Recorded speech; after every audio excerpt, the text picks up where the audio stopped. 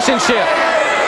Murdoch, the bounty hunter, we know that he was paid a great deal of money to break the arm of Steve Dr. Death Williams. We know that Jim Cornette's mother now has put up $50,000 for Murdoch to put Dusty Rhodes out of action.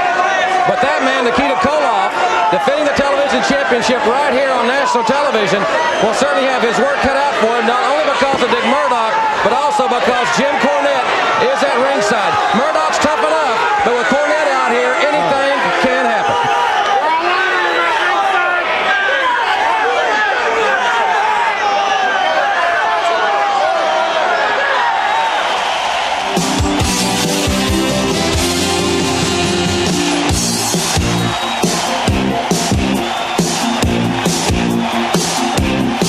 Championship Wrestling, bringing you great wrestling action sanctioned by the NWA, the National Wrestling Alliance.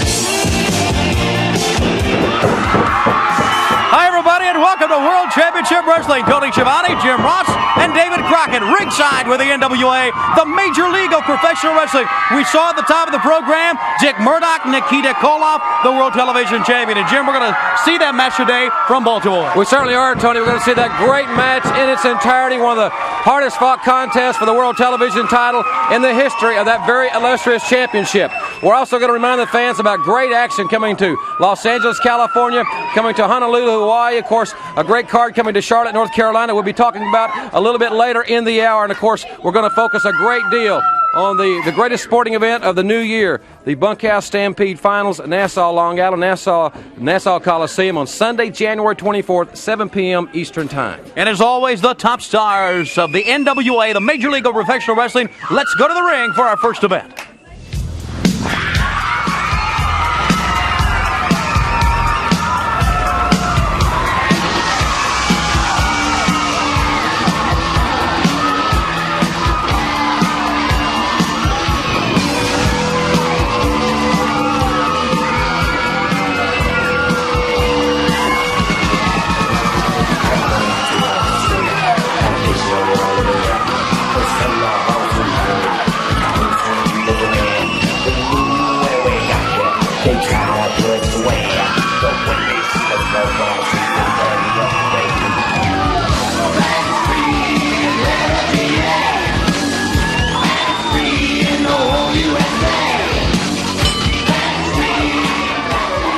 Michael P.S. Hayes, Gorgeous Jimmy Garvin, and Precious, Teddy Long, the referee, and the opponents George South and Tony Subrin.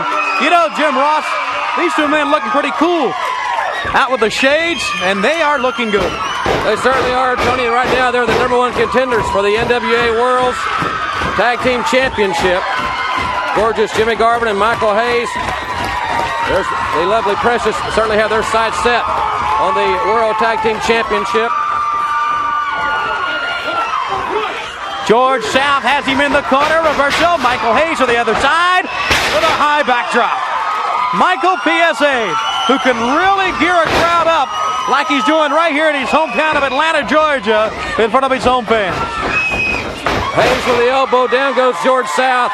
So much going on as far as championships are concerned. We talked about Hayes and Garvin having their sights set on a tag team title. Of course, Dusty Rhodes certainly has his hands full. There's a $50,000 bounty on his head. Plus, he has Bobby Eaton challenging him for the U.S. title. Ric Flair always has a long list of illustrious contenders vying for the most coveted title in wrestling, the NWA World's Heavyweight Championship as well. Missing the drop kick that time as Gorgeous Jimmy Garvin held up, and now the tag to Big Tony Suber. Here's a big guy, way over 300 pounds. He's stocky. Tony Suber with a side headlock on Gorgeous Jimmy Garvin. Opening moments of this match. Good to have you with us on World Championship Wrestling. So many great stars will be here in the next couple of hours. Of course, we've got the World Television Championship matchup. We're going to see what Paul Jones says is the strongest team in wrestling, the Barbarian and the Warlord. We're also going to see the Florida State All-American Ron Simmons in action, and much, much more. It's going to be an exciting 2 hours here. Michael Hayes has been tagged in by Gorgeous Jimmy Garvin. And Hayes from Bad Street right here in Atlanta, Georgia, with a side headlock on Tony Suber. And we've got a very enthusiastic crowd here today, here at TBS on World Championship Wrestling. And Suber with the arm twist. There's a good shot of some of the enthusiastic fans that we're seeing here. Tony Suber now trying to use some power moves on Hayes, but Hayes has reversed it. Michael Hayes working right on that left arm. And the tag to gorgeous Jimmy Garvin. This is a great tag team combination. Both men have earned a great deal of success in their careers in tag team wrestling. And Michael Hayes and gorgeous Jimmy Garvin, speaking of Ric Flair, have both had some tremendous battles with the Nature Boy for the world's heavyweight title. Michael Hayes strutting his stuff, and this crowd loves it, Tony. Gorgeous Jimmy, there's some of the fans here at the studio of the TBS. Right down to the arm one more time. Hammerlock right behind, and then putting all the pressure of the knee right down on the back. There you see Michael Hayes in the corner, and gorgeous Jimmy Garvin with the knee on Tony Suber. Now, getting up, tag to the corner, and here comes PS. Purely sexy. You know, Jim Ross, we're talking to these two men before the show, and they talk about their new move. The POMF? Yeah, that's it. Well, we hope maybe we'll see that. Maybe David Crockett can talk to them about that a little bit later in the hour and find out more about that devastating maneuver. Snapmare, George South pulling Michael Hayes right out of the corner, and George South, a tough individual. There's Precious. Now right to the eyes, George South has Michael P.S. Hayes down. To the other side he goes. South miss. Hayes over the rope, exploding that time with a clothesline, and a tag made one more time. Gorgeous Jimmy Garvin. Momentum certainly in their corner right now. To the other side, a high back drop. And gorgeous Jimmy Garvin putting South firmly to the mat one more time. Once again, drop kick. Right on target, gorgeous Jimmy Garvin. They are using each and every offensive move they can muster right now and getting the job done. To the rope. They'll take a shortcut if they have to. They take advantage of the moment. Gorgeous Jimmy Garvin and Michael Hayes certainly controlling the tempo in this contest here on World Championship Wrestling as they send George South for the right outside to the floor. Here at the TBS studio, and now let's see what Michael Hayes, let's see how gentlemanly he is.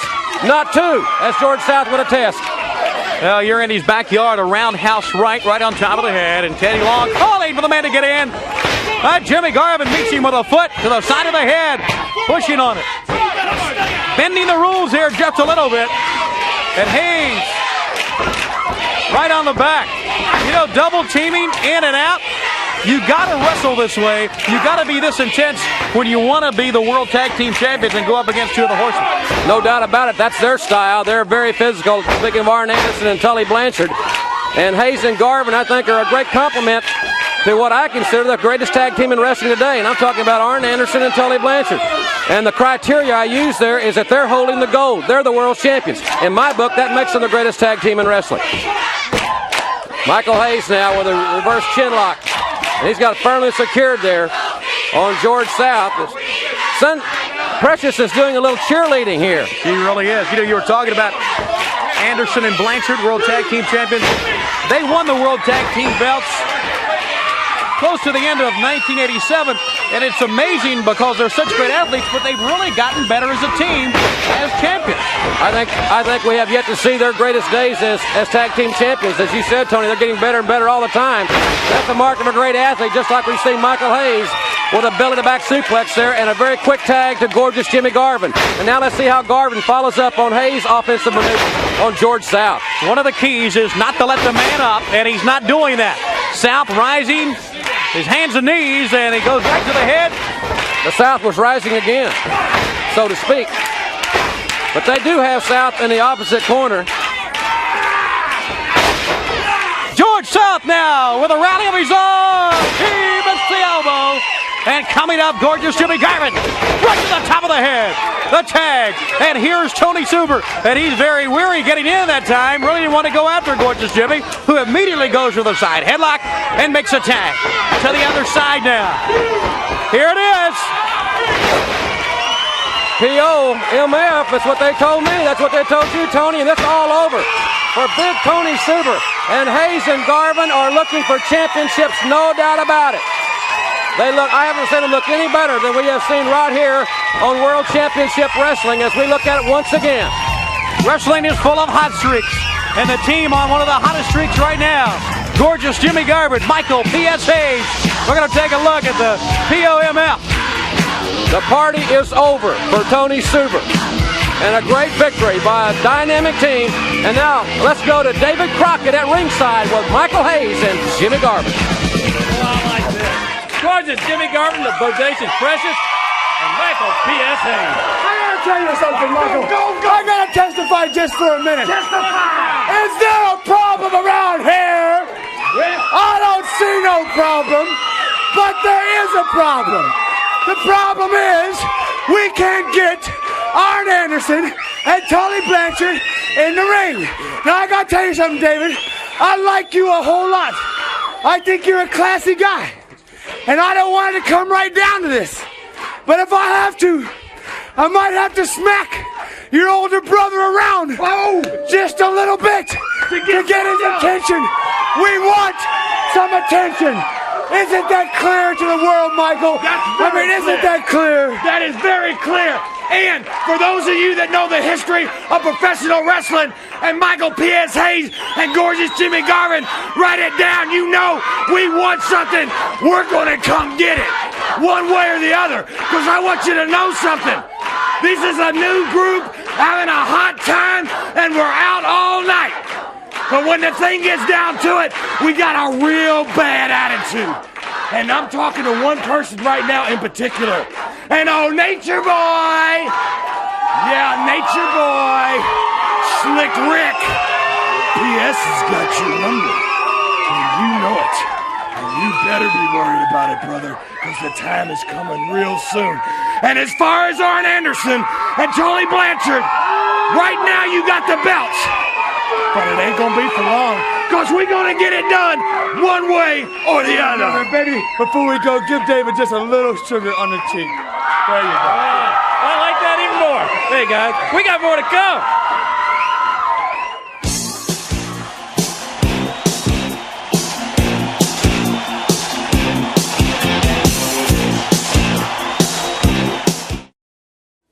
The World Television Championship is on the line here, fans. One fall, 20-minute time limit this match. Referee Dick Worley having some words with Dick Murdoch.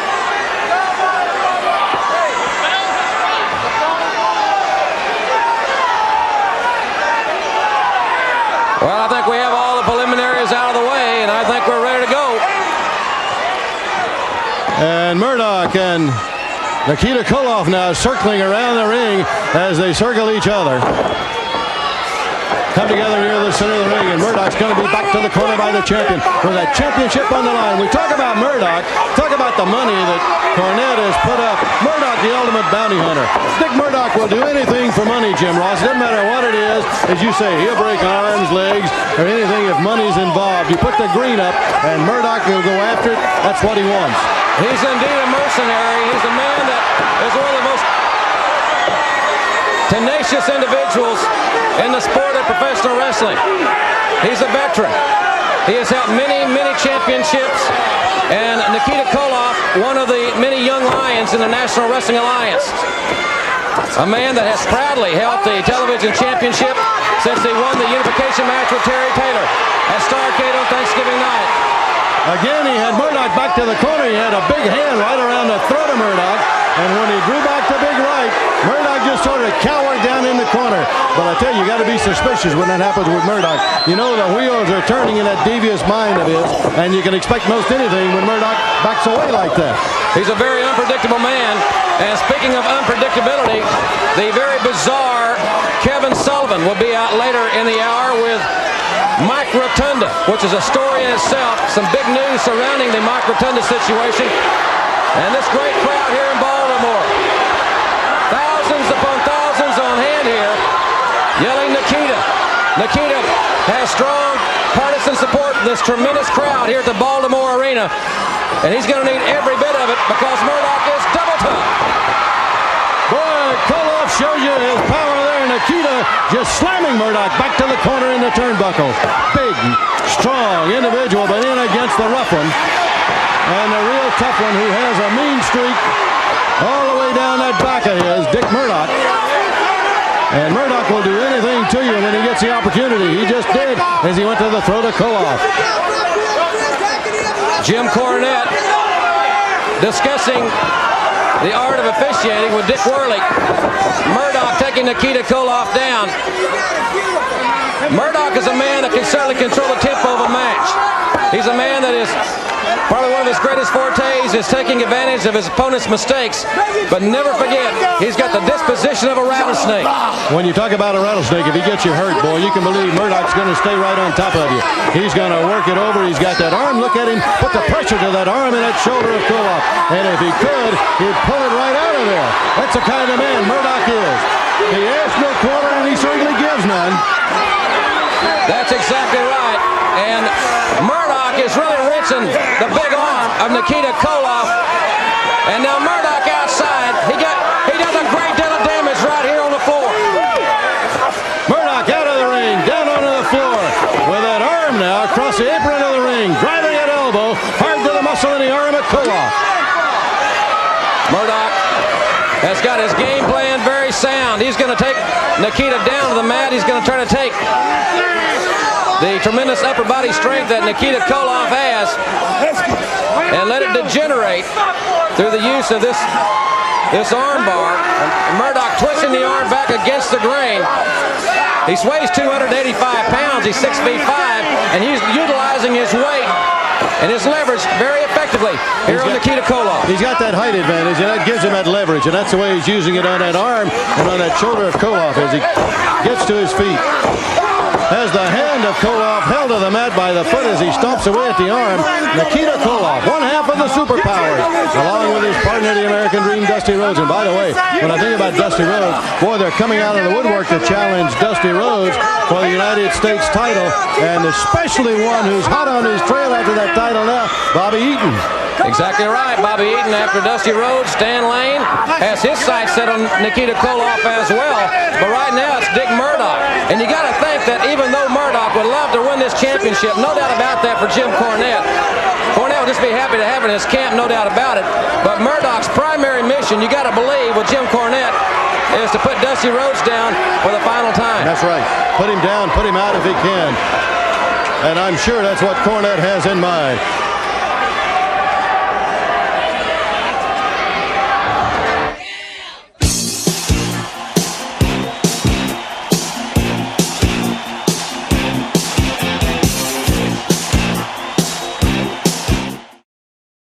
In the ring continues, fans, and Jim Ross, Murdoch has had that arm. He stayed right with it, really putting the pressure to it, but here comes Nikita back.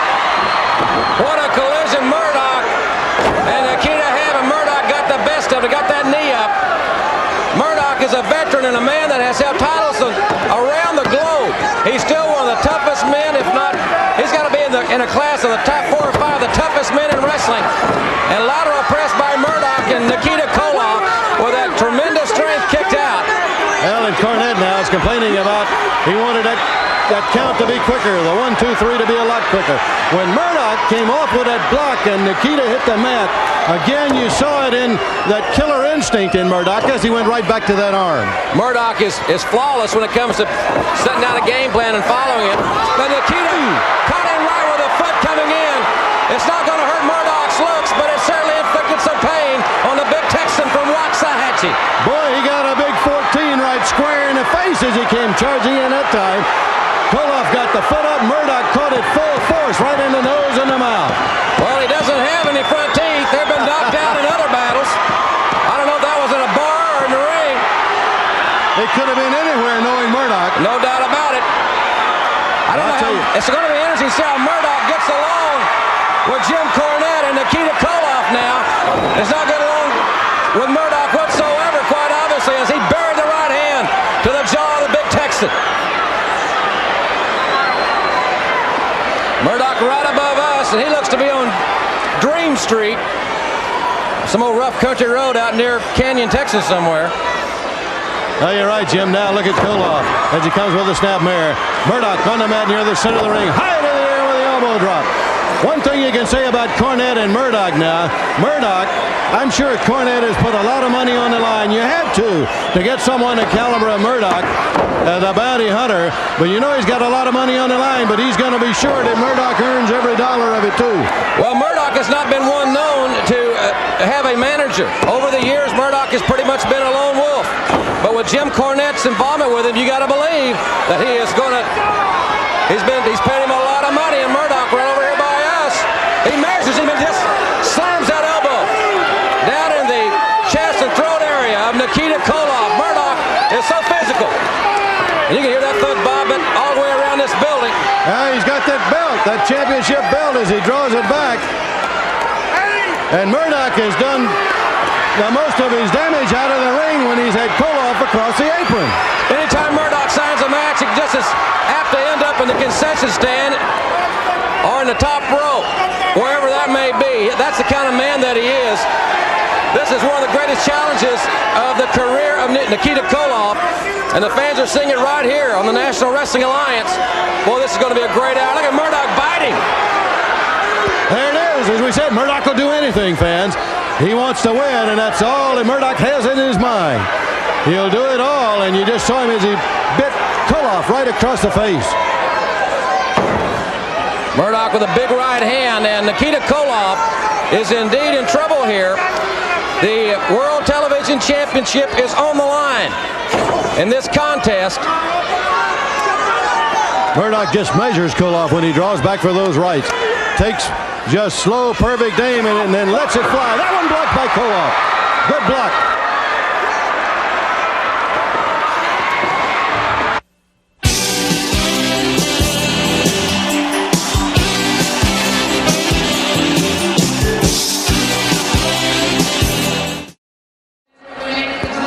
All right, fans, back to the action in the ring, and Murdoch now still on top of Nikita Koloff.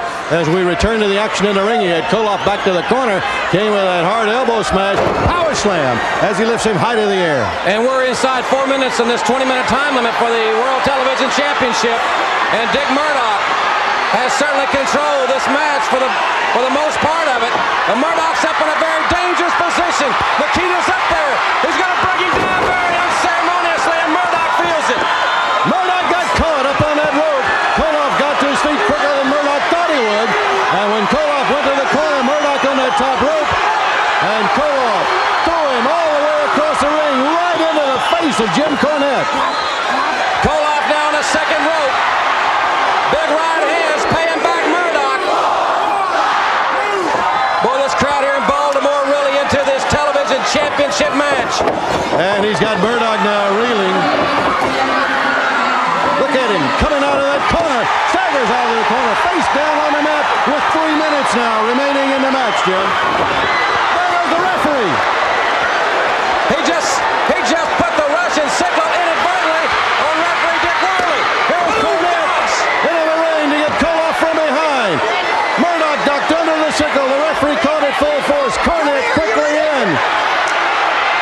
Nikita Koloff.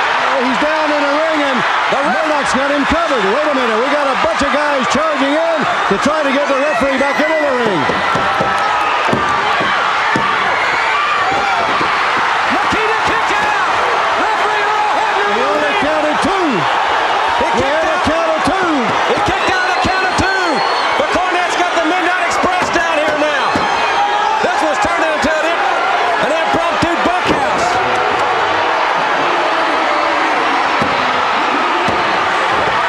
And again, Koloff kicks out of the count of two. Here's Barry Windham at ringside. The Midnight Express is here. Dusty Rhodes is here. They're all here at ringside. What a wild one. The neckbreaker. Murdoch might have sustained a broken nose. He's bleeding from the nose.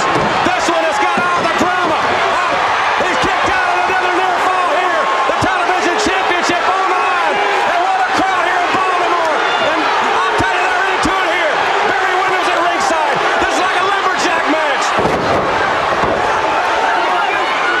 Murdoch again has got him covered, and again over the count of two. He just can't hold him down. Koloff comes back and kicks out each time with a count of two, but he's been almost pinned now 3 or 4 times. The desire of Nikita Koloff. His intensity. We're seeing what he's made of.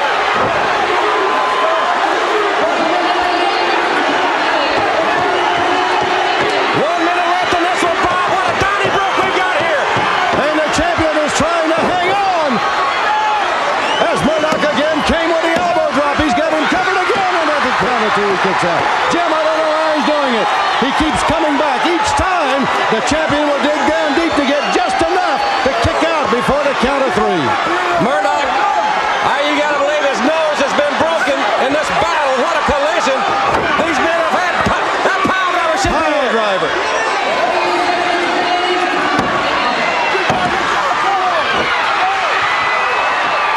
Well, I'll tell you, Dusty Rhodes here at ringside is cheering his super partner on, and Nikita Koloff, I've never seen him any closer.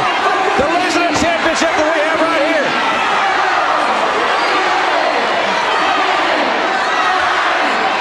With 10 seconds left. Murdoch's got him up again into the pile driver, and the match is going to end. There's the bell. The time's going to expire. The timeout has expired, and Murdoch is left to have Nikita Koloff be right here, but the timeout has expired. They got the Midnight Express in the ring, and they've got Barry with them. There's Dusty Rhodes over Nikita.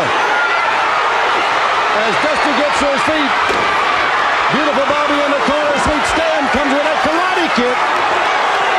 Now Murdoch outside of the ring, walking around. Cornette's up on the apron.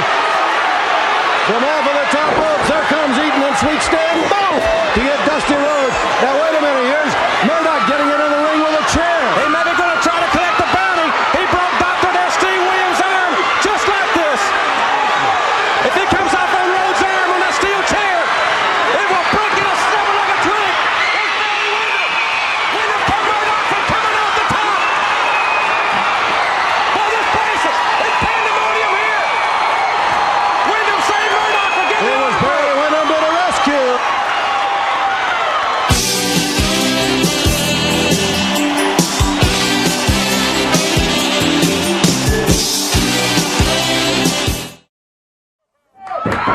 One of the superpowers, Nikita Koloff, the Midnight Express, Jim Cornette, and Dick Murdoch. He wants to bump wire. You know, I got a lot to say about Dick Murdoch. In the past, it's no secret. I have wrestled many tough opponents. The Road Warriors, the Rock and Roll Express, Lex Luger, Magnum TA, Ric Flair, Tony Bradshaw, Al Anderson, the Barbarian, Warlord, you see, and there are many, many more who I have wrestled. But Dick Murdoch, there is something different about Dick Murdoch. He is a big man, you know. 6'5", close to 300 pounds. I have to say, to this day right now, Dick Murdoch was the most tough match I have ever had. What you just see, Nikita Koloff against Dick Murdoch was the toughest match I have ever had. One time before, Dick Murdoch tried to break my neck. I think Dick Murdoch, you tried to break my neck again in this best match, but it not happen. You see, Dick Murdoch, I still stand right here today to talk about it. If you want to be a World TV Champion, Dick Murdoch, that's okay. But if you want to bring that sticky cornet and his tennis record, that's not okay. You see what I feel about you, Dick Murdoch, and about Jim Cornette. It's all you are. It's two egg-sucking dog. And if you want to get in a barbed wire, that's okay with Nikita Koloff. All right, ladies and gentlemen, Nikita Koloff, one of the superpowers. Now let's go to the ring for a six-man tag team action. Okay, David, the Warlord and the Barbarian with Paul Jones against Keith Steinborn and Clement Fields. This should be a great one here, and of course, all the fans around the country are talking about January 30th, because on January the 30th in Greensboro, North Carolina, which this happens to be one of the hottest wrestling cities in America. Great fans in Greensboro. Well, you're not kidding. We're going to find out, Tony, just who is the strongest team in wrestling. The talking will end on January 30th. $50,000 challenge, the bench press challenge, the Road Warriors, and of course the Barbarian, who's in the ring now, and the Warlord. And I have heard it rumored from the locker room that the Warlord is now over 600 pounds in his workouts, which is simply a phenomenal weight And I never ever had the opportunity to communicate with the Barbarian. I don't know if you can do that or not. Maybe this man here can tell us more about that. Well, you know, Paul Jones is here. We've heard a lot of numbers. 700 pounds, 600 pounds, back and forth. I know as much as anything else, you'd like to psych out the Road Warriors. But still, I know when you're talking about 600, 700 pounds, legitimately these guys can really get it up. Well, if I couldn't back up the numbers, Tony, I wouldn't put up $50,000. I am not a gambling man. I am a businessman, and any deal I make, I know that it's in the bag because I only bet on sure things. Let me say one thing to the fans that are watching television right now. You see the two biggest men in professional wrestling in there right now, and I'm talking about the Warlord and the Barbarian. And those two men, you're going to see in the Nassau Coliseum in the Bunkhouse Stampede. Now you compare them to anybody else in that Stampede, and you've got to say that Paul Jones's army is going to walk out with $500,000. And I want to urge all my friends that love me and love the Barbarian and the Warlord, I want you to have a chance to see what I'm managing and how big and tough and great they are. So call your cable television and watch them because you're going to be winners just like the Barbarian and the Warlord at the National Coliseum. Call all their friends of the Warlord and the Barbarian. They're not going to sell too many cable systems or sell too many tickets on that one. But anyway, it's going to be interesting. He does have a leg up. He may be the odds-on favorite to walk out with a $500,000 at the Nassau Coliseum. Well, and it remains to be seen on January 30th just who is the strongest, because I think that's going to be a great contest. That really is, and there's a lot on the line than just money, Jim Ross. We talk about $50,000. Paul Jones can afford to lose $50,000. Don't let him fool you. Yes, he's a businessman, but it's bragging rights. It's pride. It's being able to come in here and say and prove that you're the strongest man as much as anything else. That's exactly right. And, of course, that's a great card. Well, what a backbreaker. This man must weigh 335 or 340 pounds with very little body fat whatsoever. Yeah, it's all solid, and it's all solid on this man also. This is your wild man right here, the Barbarian.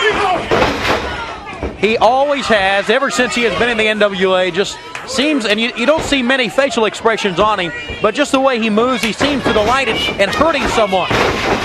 He's very sadistic, and of course that fits in very well with the philosophy of Paul Jones and Ivan Koloff. I tell you, so many great things, so many key matchups. We talked about Nassau Coliseum. If you can't be there, ladies and gentlemen, to see it live, be sure and call your local cable company and see about the possibility of seeing it in the comfort of your own home. Ric Flair and Road Warrior Hawk for the World's Heavyweight title. Look at this great strength here.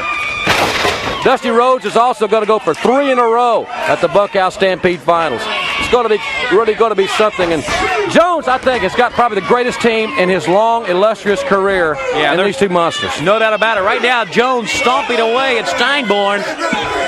And the Warlord just picking Stein. You're right, he's such a massive man. Everybody looks small against him, with the exception, of course, of guys like the Road Warriors. But the young guys here and put their career up and on the line against the real talented veterans in this sport really are dwarfed by these two. Right now, the Barbarian and the Warlord just working on their own time now.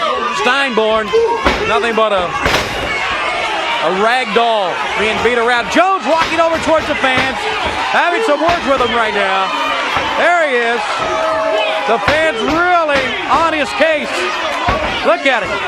And the Warlord continues to pummel away. Jones, it's a belligerent look on that face. The man dressed in black. Paul Jones, a thunderous elbow from the Warlord. And Keith Steinborn is getting a lesson he may never forget. A wrestling lesson, a lesson in punishment. Look at the tremendous strength here.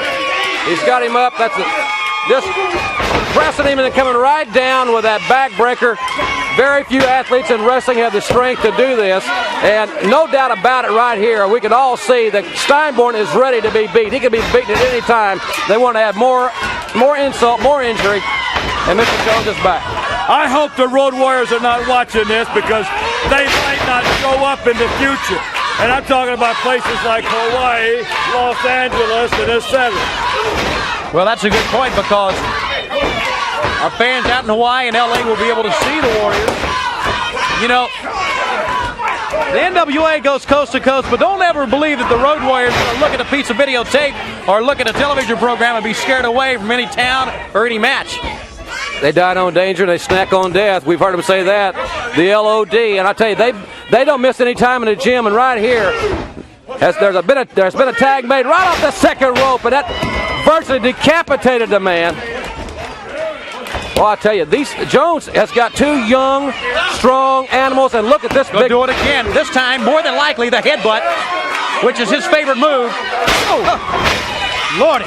He buried it into the ribs right off the top rope at 300 pounds. What a situation. What a team Paul Jones has with a Barbarian and the Warlord. Okay, they're your winners on World Championship Wrestling. We'll take another look at it right here. Remember, Nassau Coliseum on the 24th and January 30th. $50,000 on the line. Who is the strongest team in wrestling? We'll find out. And now, let's go to David Crockett with Paul Jones. They're strong, they're big, they are an army. Paul Jones. Let me tell you something, David Crockett. $50,000 in Greensboro, January the 30th. And I want to tell you something right now. I know my man can bench press 700 pounds. You've heard the Warriors at 87. They cannot keep a promise in 88 that they are the world's baddest wrestlers. Because my men are, and I'm going to prove it. I'm going to make has-beens of the Road Warriors in 1988. $50,000. And let me tell you something else. There is no way that the Road Warriors can keep up with my men. The bench press. Ivan, are my men ready? Are they ready today? Number one, Paul Jones, I guarantee they are ready. As trainer, as coach, we are sure that the Road Warriors now, they already only joined this contest simply out of embarrassment. See, we back up our words. With $50,000, they talk about Super Bowl in America. This indeed is the Super Bowl of wrestling. Whenever you have the Road Warriors, never before put to a test such as this in weightlifting. Yes, you see, the Barbarian, the Warlord, is more than a match for you, Road Warriors. Paul Ellery, you come out and you boast a lot. You say a lot of things. But January the 30th in Greensboro, North Carolina, you're going to have to eat your words and come up with $50,000 American dollars. Let me tell you something else, Ivan. Ivan's getting the same thing that I'm getting. People are talking. Everybody's talking about Greensboro on the 30th. And you know what they're saying? They're not telling us that the Road Warriors are going to beat my men in the bench press contest. They're coming to me and saying, David, I wonder if the Road Warriors are big enough and mean enough to lift 700 pounds. Well, I'm standing right here before you and everybody telling you that they are not. My men can bench 700 pounds, and I got $50,000 to say that in Greensboro on the 30th, they're going to do it. And you people, if you have never seen anybody lift 700 pounds, you show up in Greensboro, because I guarantee you, if they can't, my name is not number one Paul Jones. You see, time and time again, Road Warriors, you have embarrassed myself, Ivan Koloff. World Six-Man Tag Team titles, you and Dusty Rhodes, you have stripped this from me. You have taken Nikita and swayed them over to your side, Dusty Rhodes, Road Warriors. Now, it is our turn. The ball is in our court. We are going to show you what we are capable of.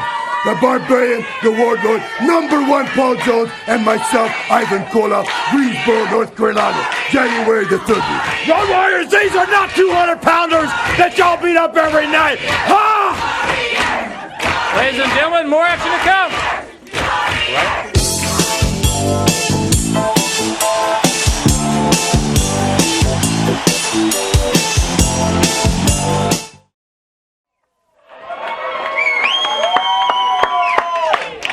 The leader of the pack, the world heavyweight champion, Ric Flair with J.J. Dillon, the Horseman.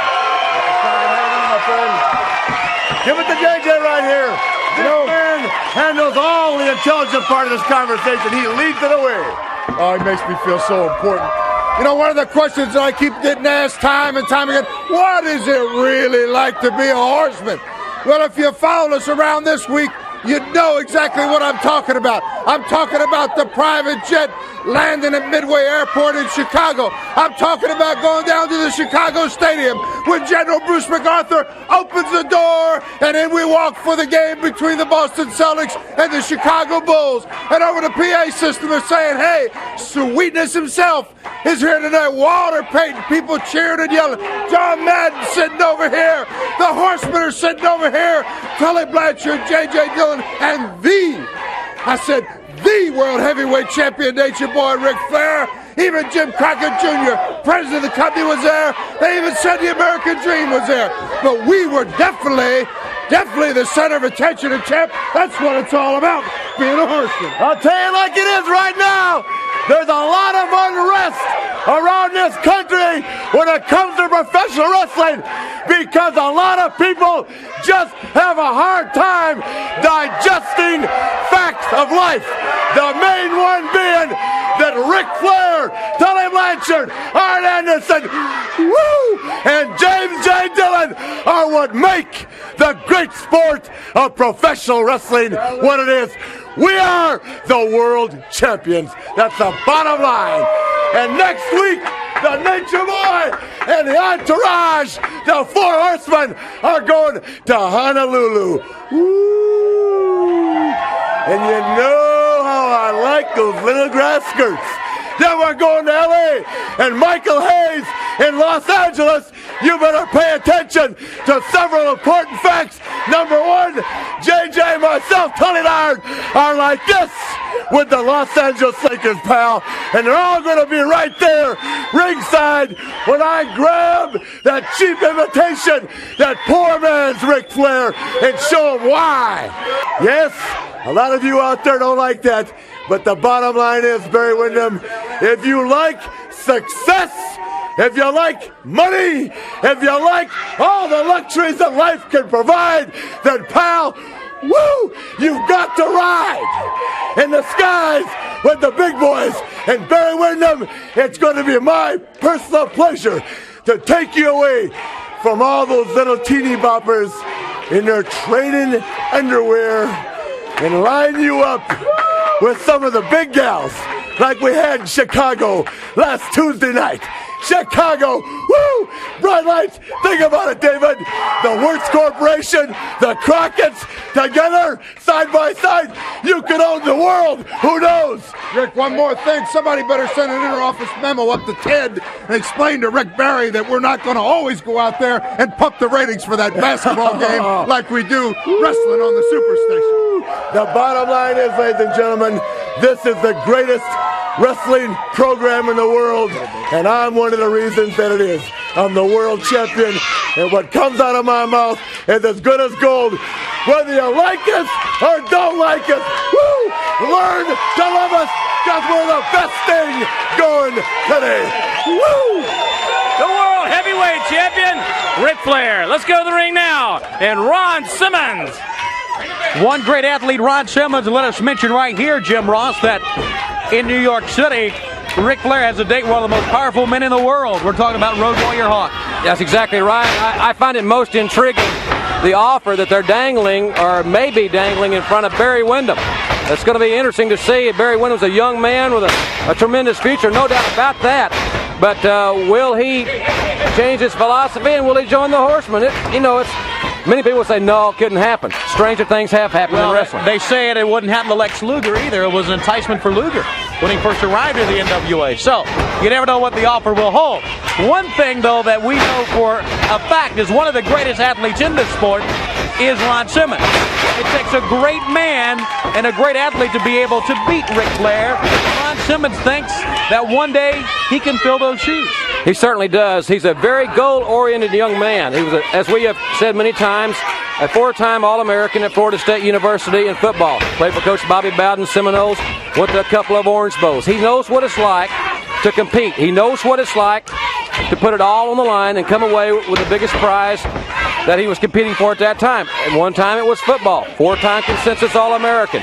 No one has been a 4-time All-American since then, and no defensive lineman has finished as high in the Heisman Trophy balloting as Ron Simmons did his senior year. So he certainly is a very goal-oriented young man. He's been training extremely hard, and he's getting better and better all the time. Now, we're not saying he doesn't make mistakes from time to time, but what he has learned to do is to rebound from those errors and turn them into an advantage. And right now, he's controlling this big man, Cody Starr. There's a good look at Ron Simmons, one of the most powerful men in wrestling. He's another man that's a 500-pound bench press in that category.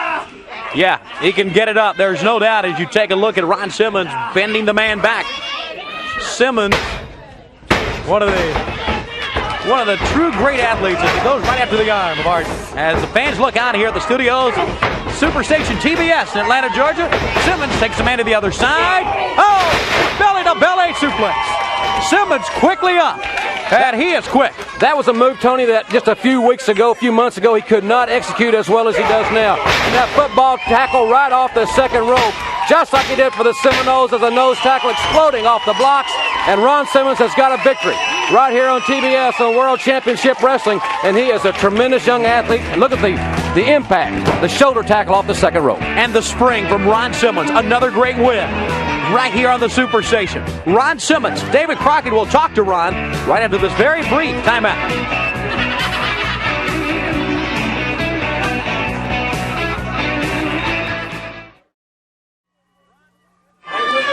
Ron Simmons, Ron, no one has ever given you anything. You have worked for everything that you've received. That's very true, David. You know, I've come out here and spoke about waiting my opportunity and chance to go after the most prestigious title in sports today, in wrestling, and that's the world's heavyweight champion. I haven't had anything given to me. I haven't inherited anything throughout my life. Everything I've gotten, I've had to work for. And it gives me great pride to get out here and represent the people that know what an on-the-stage work is like. I'm speaking of the people that come home drenched from head to toe with sweat, covered with oil and filth that Ric Flair and his entourage look down on them. But brother, believe me, when my opportunity comes for a shot at that title, I am going to be ready. All right, Ron, I know you're going to be ready. And there are a lot of other people, though, you'd like to get hold of on your ladder up. Well, stepping up through it, it's like in football. You have to go through training camp. You have to work your way up through first, second, third string. I've gone through those stages. I've worked my first year in professional wrestling, preliminary matches, working my way to title shot. I feel I'm a professional now, and I am ready. All right, Ron Simmons, a true champion. Ladies and gentlemen, coming up right now, The Rock and Roll Express.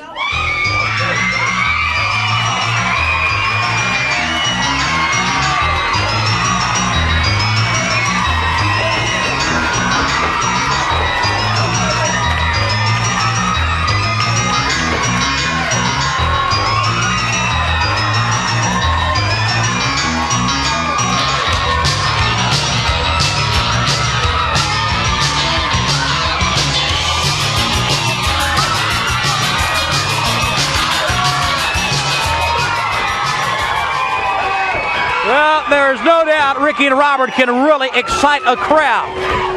And when you are 4 times world tag team champions like they have been, looking for number 5, there's a reason to excite fans.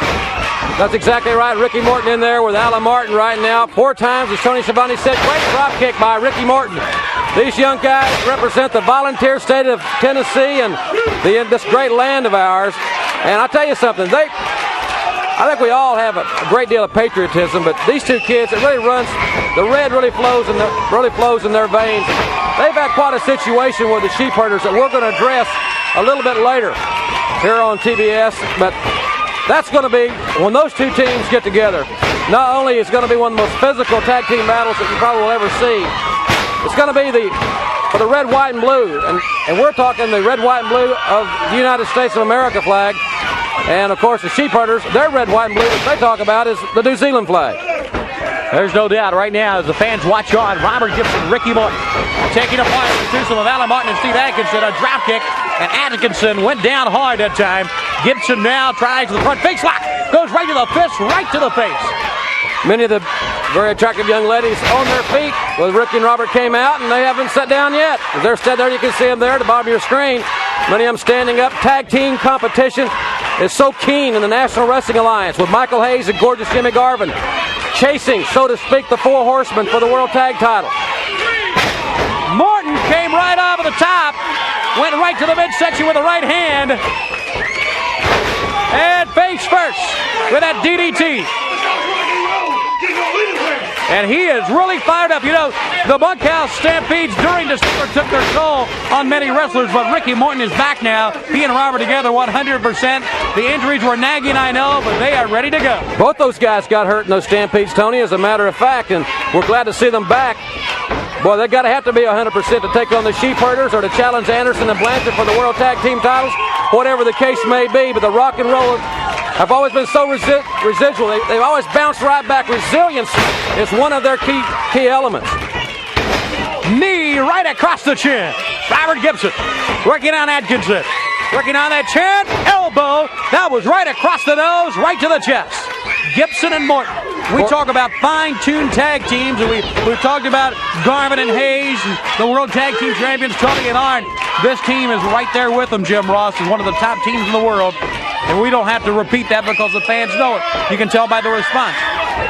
The NWA has so many great teams. Jim Cornette's Midnight Express, and of course with Dick Murdoch now involved in Jim Cornette's situation, the big bounty on Dusty Rhodes, it may take away from Cornette's tag team aspirations in the minds of many. But really, don't be fooled. They're the United States Tag Team Champions, even though Stan Lane's going for Nikita Koloff's TV title.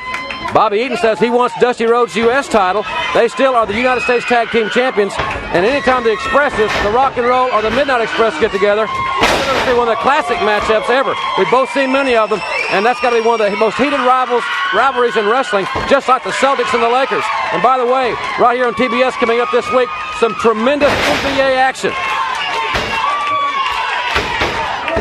Gibson, as a chant of rock and roll fills up this studio here at TBS.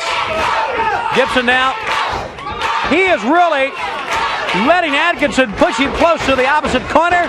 He kicked it out in Morton, and now goes to tag Ricky Morton. Gibson and Morton. Morton spins him around.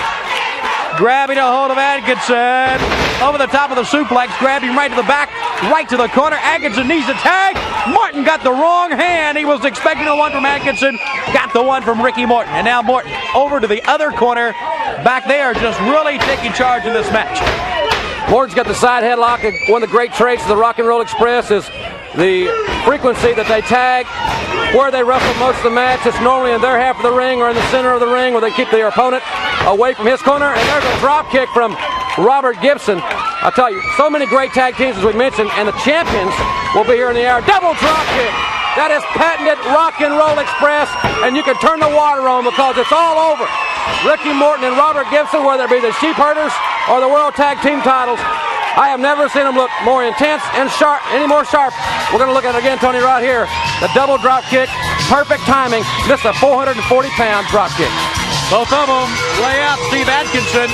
A reminder, we're going to see the World Tag Team Champions in just a few moments. But right now, David Crockett standing by with the Rock and Roll Express. David? With me now. What about this team? The Rock and Roll Express, the Sheep Herders guys, they're trying to put you out. Well, I'm trying to, David. But first of all, I want to say something. A lot of people's been asking, where can we see the Rock and Roll Express? But just like I told a few people today, I can tell you where you can see us and where you can't see us, baby. There's a difference between being used and being abused. But the Rock and Roll is here in Sheep Herders. You're going to find out. There's a little VTR that you got which shows a little bit about the Rock and Roll Express and the Sheep Herders.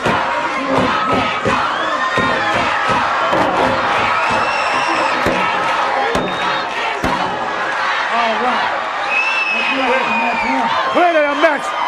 We have put them down. Woo! Like always. But then again, from behind, try to me already. You see right here how injuries occur. How injuries occur right here, David. It takes 3 OT. That's right, what they did, David. The Sheep Herders come out here and jet the Rock and Roll Express from behind. Before this match here took place, we were defeating our opponents. Right there, Sheep Herders. That shows what the world is about, baby. It takes 3 of y'all to jump 2 from behind. All right, then we'll talk about injuries again. The first time it occurred in the bunkhouse stampede. But you know, they took advantage of what I'm talking about, advantage of a situation in which they were down. And you see that flag they're holding there, brother? It's just not a flag, wooden flagpole, brother. It's solid steel. But every dog has got his day, sheep herder, and yours is just right around the corner. You will see, brother, that there's nothing like rock and roll. The world was built on rock and roll, and it's going to stay that way. We might be down, but brother, we're always up. Rock and roll is forever.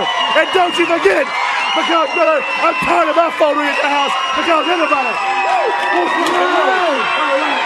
All right, coming up next, the World Tag Team Champions, Tully Blanchard and Arn Anderson.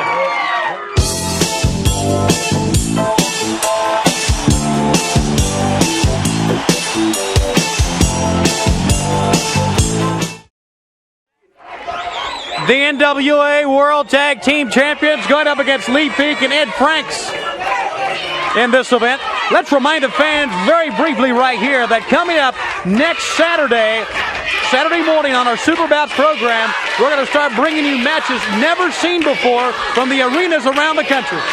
That's going to be very exciting and a very exclusive feature for the Saturday morning broadcast here on TBS. But what else could you expect from TBS? The Superstation gets its name and has earned it over the years. I'll tell you something, two other guys that have earned their reputation are Arn Anderson and Tully Blanchard. The consummate tag team, in my opinion. They complement each other's style extremely well, and whether you like J.J. Dillon or not is really irrelevant. But he is a mastermind. He is a tremendous, tremendous individual when it comes to laying out a game plan. Arn Anderson has buried that left hand, and I've mentioned on many broadcasts, if you want to see some impact, keep your eye on that big left ham of Arn Anderson. He nailed him, and now Lee Peak comes in to remind everybody, you know, we've been talking about the Horseman and the situation with Lex Luger. We're going to be talking, David Crockett will be talking with Lex Luger a little bit later on in this hour, but also Luger now, not a member of the Four Horsemen, and Ric Flair was out here talking about Barry Windham, and Barry Windham possibly becoming a member of the Horsemen. Now that's all talk from Ric Flair. Barry Windham has never commented on the situation to us. No, and I'll tell you something, I'm really interested to find out what his reaction is to that, but he has got his hands full, and perhaps more so, with Larry Zbyszko and Baby Doll. Zbyszko is obsessed to winning the Western States Championship, and talk about obsession, championships, and the life in the fast lane, as the old Eagle song goes, is a way of life with Ric Flair, Tully Blanchard, Arn Anderson, and J.J. Dillon. That man, the leader, and I'll tell you, I got to take my hat off to him. He is a tremendous, tremendous influence for the Four Horsemen. And whomever they choose, you can bet they may take a little bit more time than they did with Lex Luger. Who knows? Arn Anderson standing there, we saw just moments ago. Perfectly executed drop kick from Tully Blanchard that led to the downfall Lee Peak. And now Arn Anderson using every method that he knows, and he knows a bunch of them, putting Peak to the other side. Arn Anderson with that elbow right on the chest. Anderson reaches in, goes right back to the corner.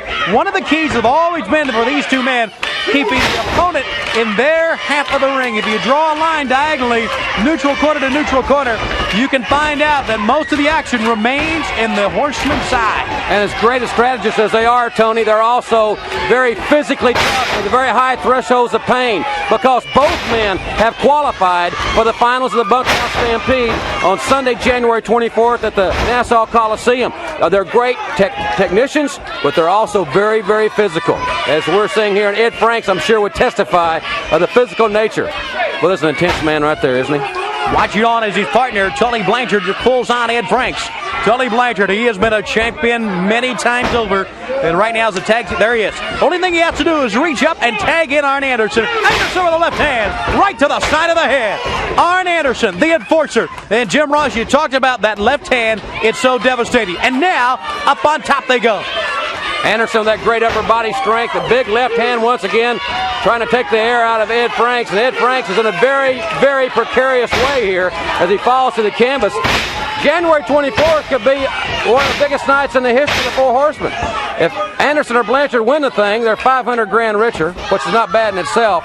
And I think Ric Flair has got a lot to prove to the world. He does a lot of talking. He wears diamond rings and custom-made clothes, but it'll be man to man. when he's in there with Road Warrior Hawk. And he doesn't care about diamonds or gold. He just cares about beating people up. Yep, that's right. Anderson pushing Gary Phelps around, grabbed him by the ears, twisting the neck around, putting the man up against the rope to the other side. Here comes the spine buster.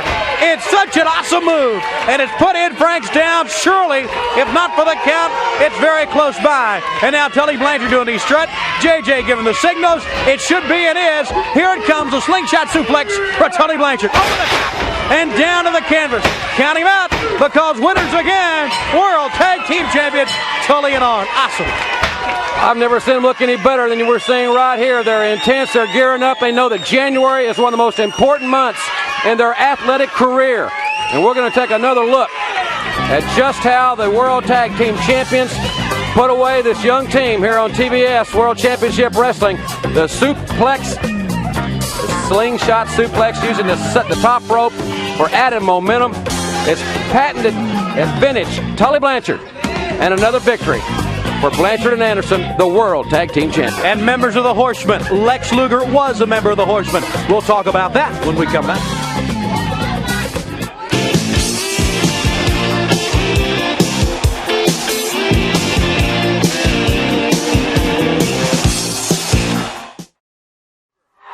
Right here it says, Lex Luger, I quit the Four Horsemen. Lex, why? We've gone over many times. Try again, explain to people exactly why. You know, David Crockett, let's get down to the bare essentials right here. Let's strip away the veneer of what our sport and get down to the basics of what our sport is all about. You see, I don't stand out here with a $15,000 gold presidential Rolex. I don't stand out here with a $3,000 custom-made suit. I don't stand out here with a $5,000 gold necklace with diamonds. I don't tell you who I know. I don't tell you about my private jets. I don't tell you about Celtic Bulls games, the fast crowd that I travel with. But what I will tell you is what you see is what you get right here. And that is 6 feet 4 and 270 pounds, the likes of which the sport of professional wrestling has never seen before. And that's with a burning desire to take it all, to be the best that this sport has ever seen. Now the Four Horsemen have made it clearly evident that they're going to stand in my way of my quest for success. Well, that's fine, but I'm not going to spend, Lex, there's 3 or 4 of them. How are you going to do it? I'm not going to spend my time worrying about that. I refuse to live my life looking over my shoulder. So what I'm talking about right here is this. I'm calling them out one at a time. I'm stood out front and said, I'm going to take care of you. I'm the enforcer. And David, we have a film clip that's self-explanatory. Let's let it roll right here from Greensboro, North Carolina. Stop to it right now, Anderson, because I'm telling you that this right here is sick and tired of chasing you behind all over arenas. If you're Mr. Intensity, if you're the man you say you are, well, why don't you come on down here and show the package just exactly what you got? And here is Arn Anderson as he gets Lex Luger from behind. And they're right here on the concrete floor fighting it out. Tully Blanchard too, Jim.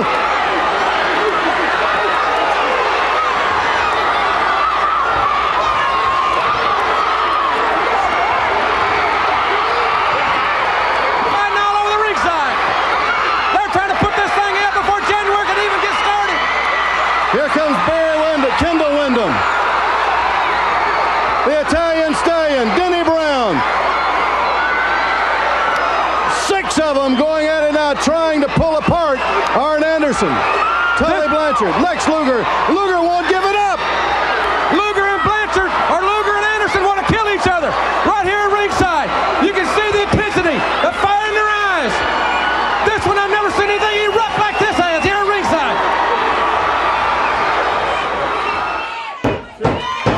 All right, Lex. Arn Anderson, you're after Arn Anderson. But Tully came in. There's also another horseman out there, the World Heavyweight Champion. No one knows better than I how the horsemen operate. If there's Arn, if he's in trouble, there's Tully. If they're in trouble, there's Flair. If they're in trouble, there's J.J. Dillon with a chair or shoe. You name it. Now, I don't claim to be Superman.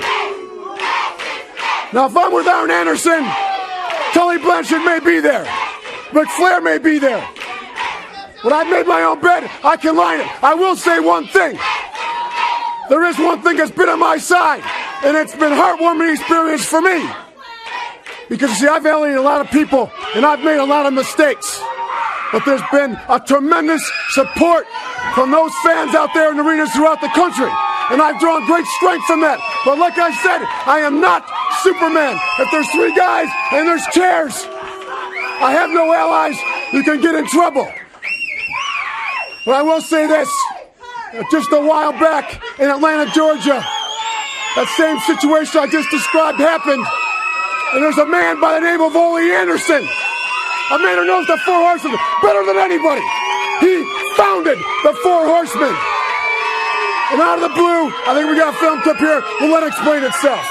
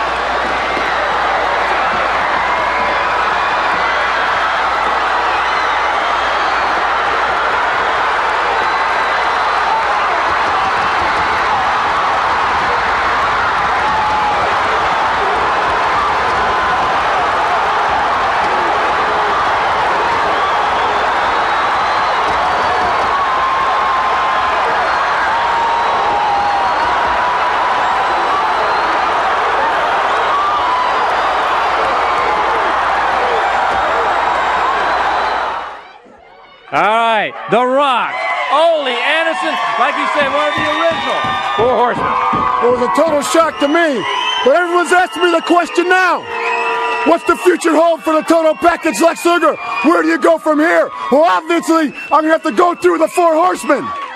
Now they're here talking about their jewelry. They're talking about who they travel with. So I'm going to hurt them where it hurts them most.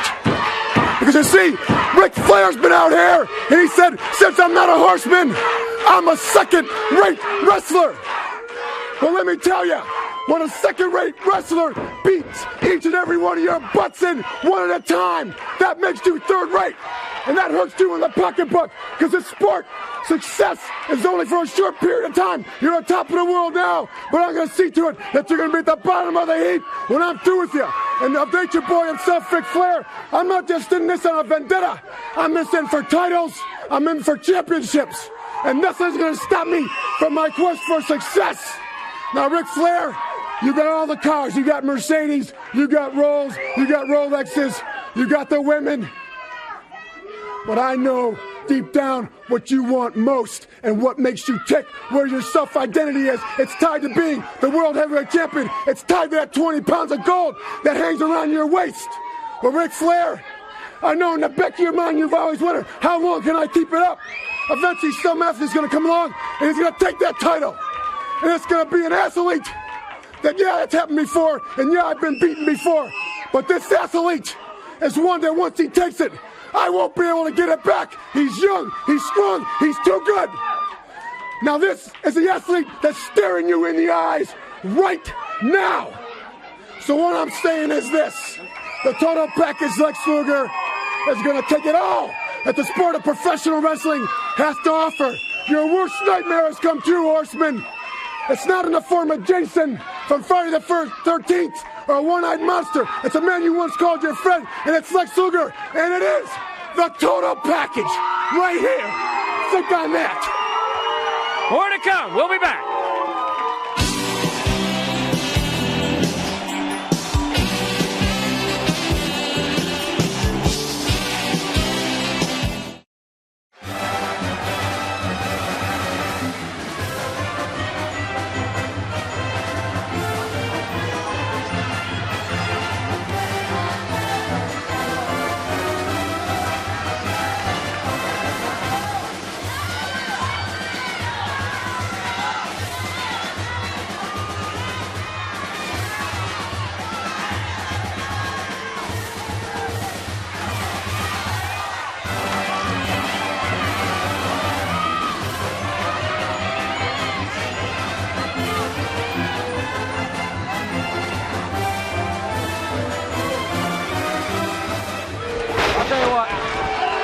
Trust Sullivan no farther than I could throw him. I think most people would agree with that.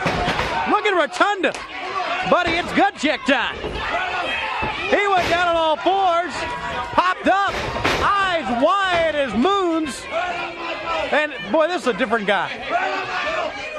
Sullivan is a tremendous motivator. He can get inside your mind.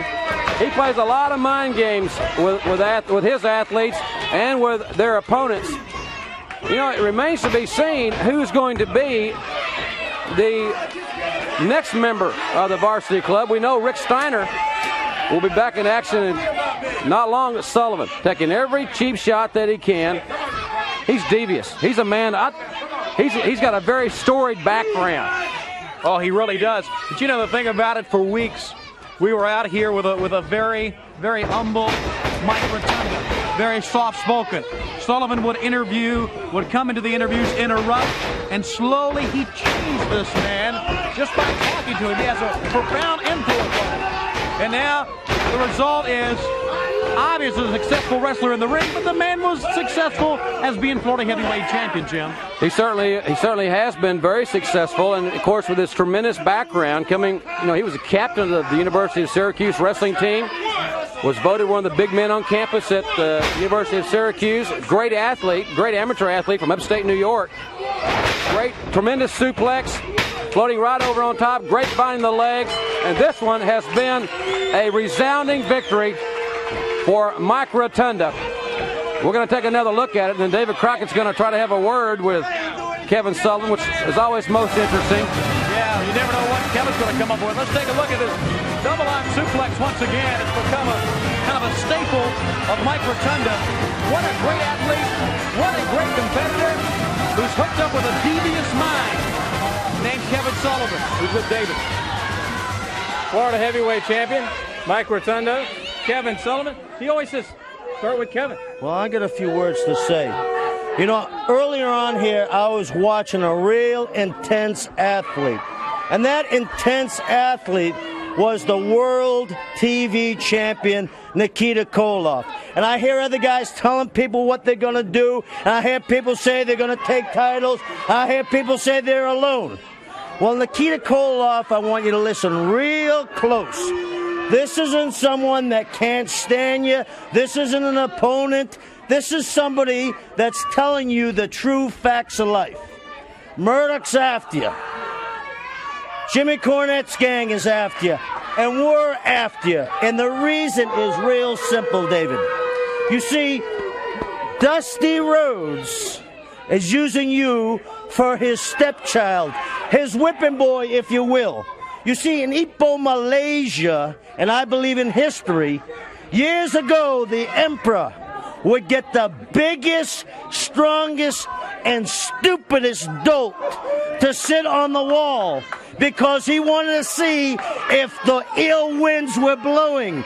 And when the king would see the winds would blow and howl, and the dolt idiot would fall down and crack his head, the king would look down from his tower and says, I ain't going out there. You see, Nikita, Dusty Rhodes is setting you up. You're like a lamb going to slaughter. Nikita, when you lay your weary head down tonight, when you see my face, you see Rotunda's face, you see Dick Murdoch's face, and you see Cornette and his gang's face, when you go to sleep, just think of my words, because this isn't from a guy that can't stand you. This is from a guy that's going to do something else. And I have one more thing, David. Tell him. Want me to tell him, Michael? Tell him. I have one more thing.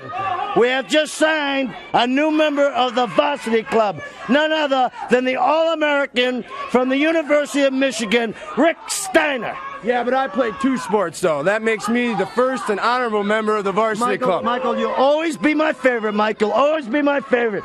The varsity club is going to wreak havoc. And Nikita, when you lay your weary head down, think what I said. I'd like to say one thing real quick. I think the people should start showing me a little respect. I'm a college graduate. I played 2 sports at Syracuse University, and they better stop booing me and start showing me a little respect, because that's right. Let's go Orange. Syracuse University. Let's go, Daddy. Yeah. I just would say they should show you a lot, not a little respect, not a little. More to come, right?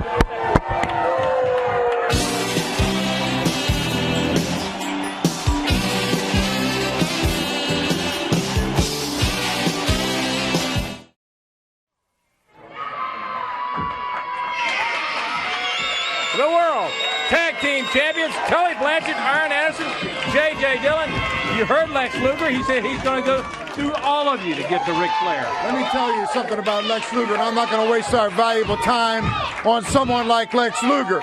And to put everything in proper perspective, when you go out in Atlanta, Georgia, at one of the finer eating spots, and you're sitting in Craig Sager's Jocks and Jills, when you walk in there saying, hey, the Horsemen are here, they know who we are.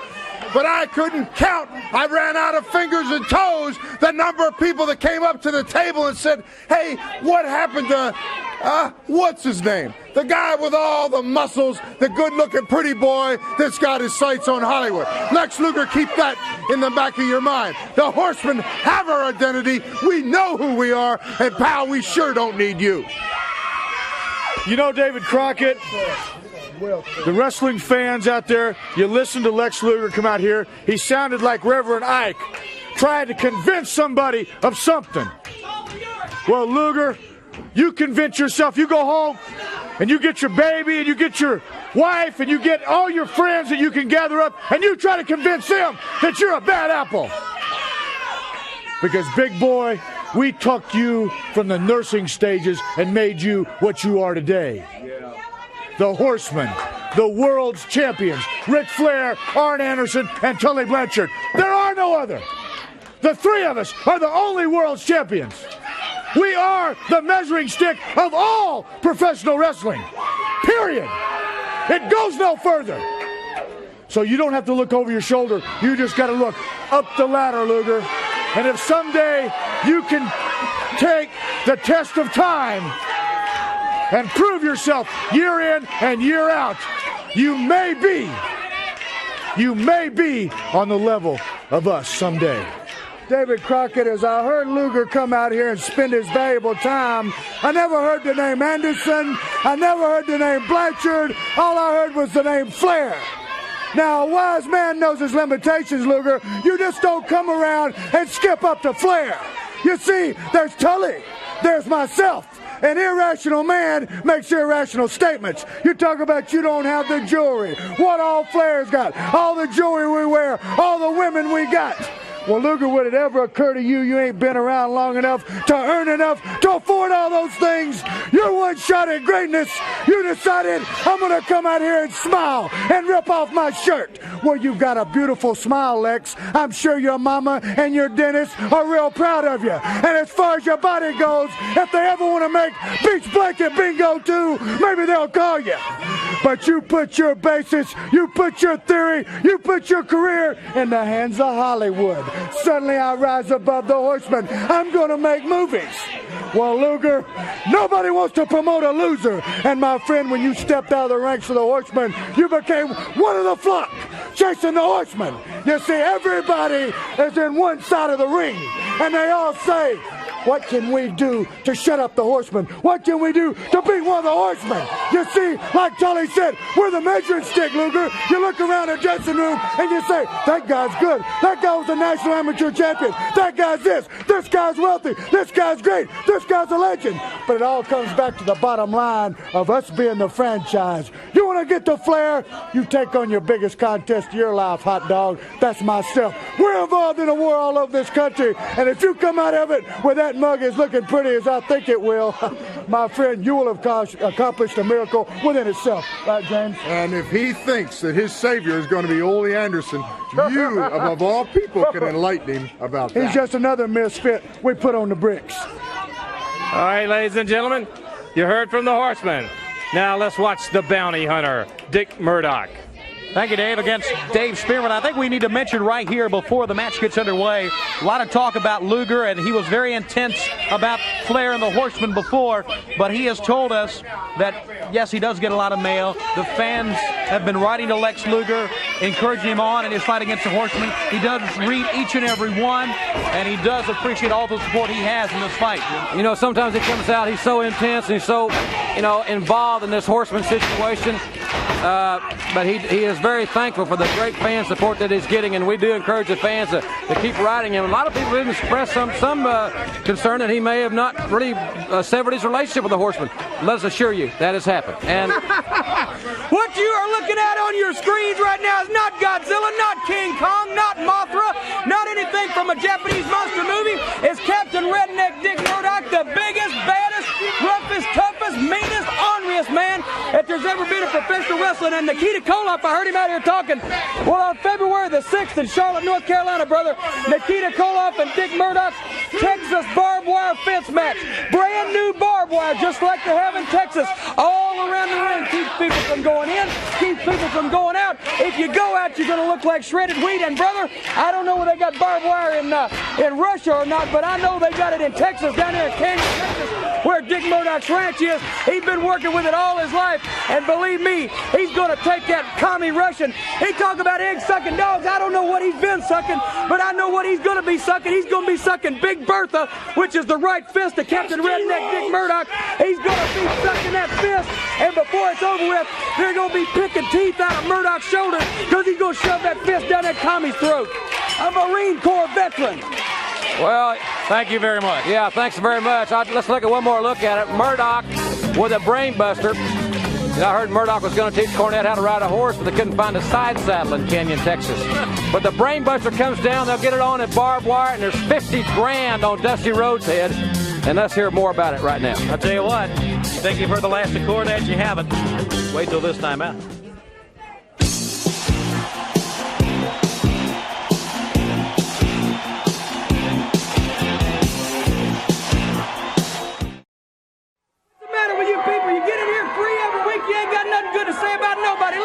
You know, I've been with Dick Murdoch for a while now, and I got to say that Dick Murdoch, without a doubt, is the crankiest, grumpiest, most disreputable, dishonorable, totally unreasonable person that I ever met in my life. He is the most miserable character I've ever seen, the worst human being I've ever met in my life.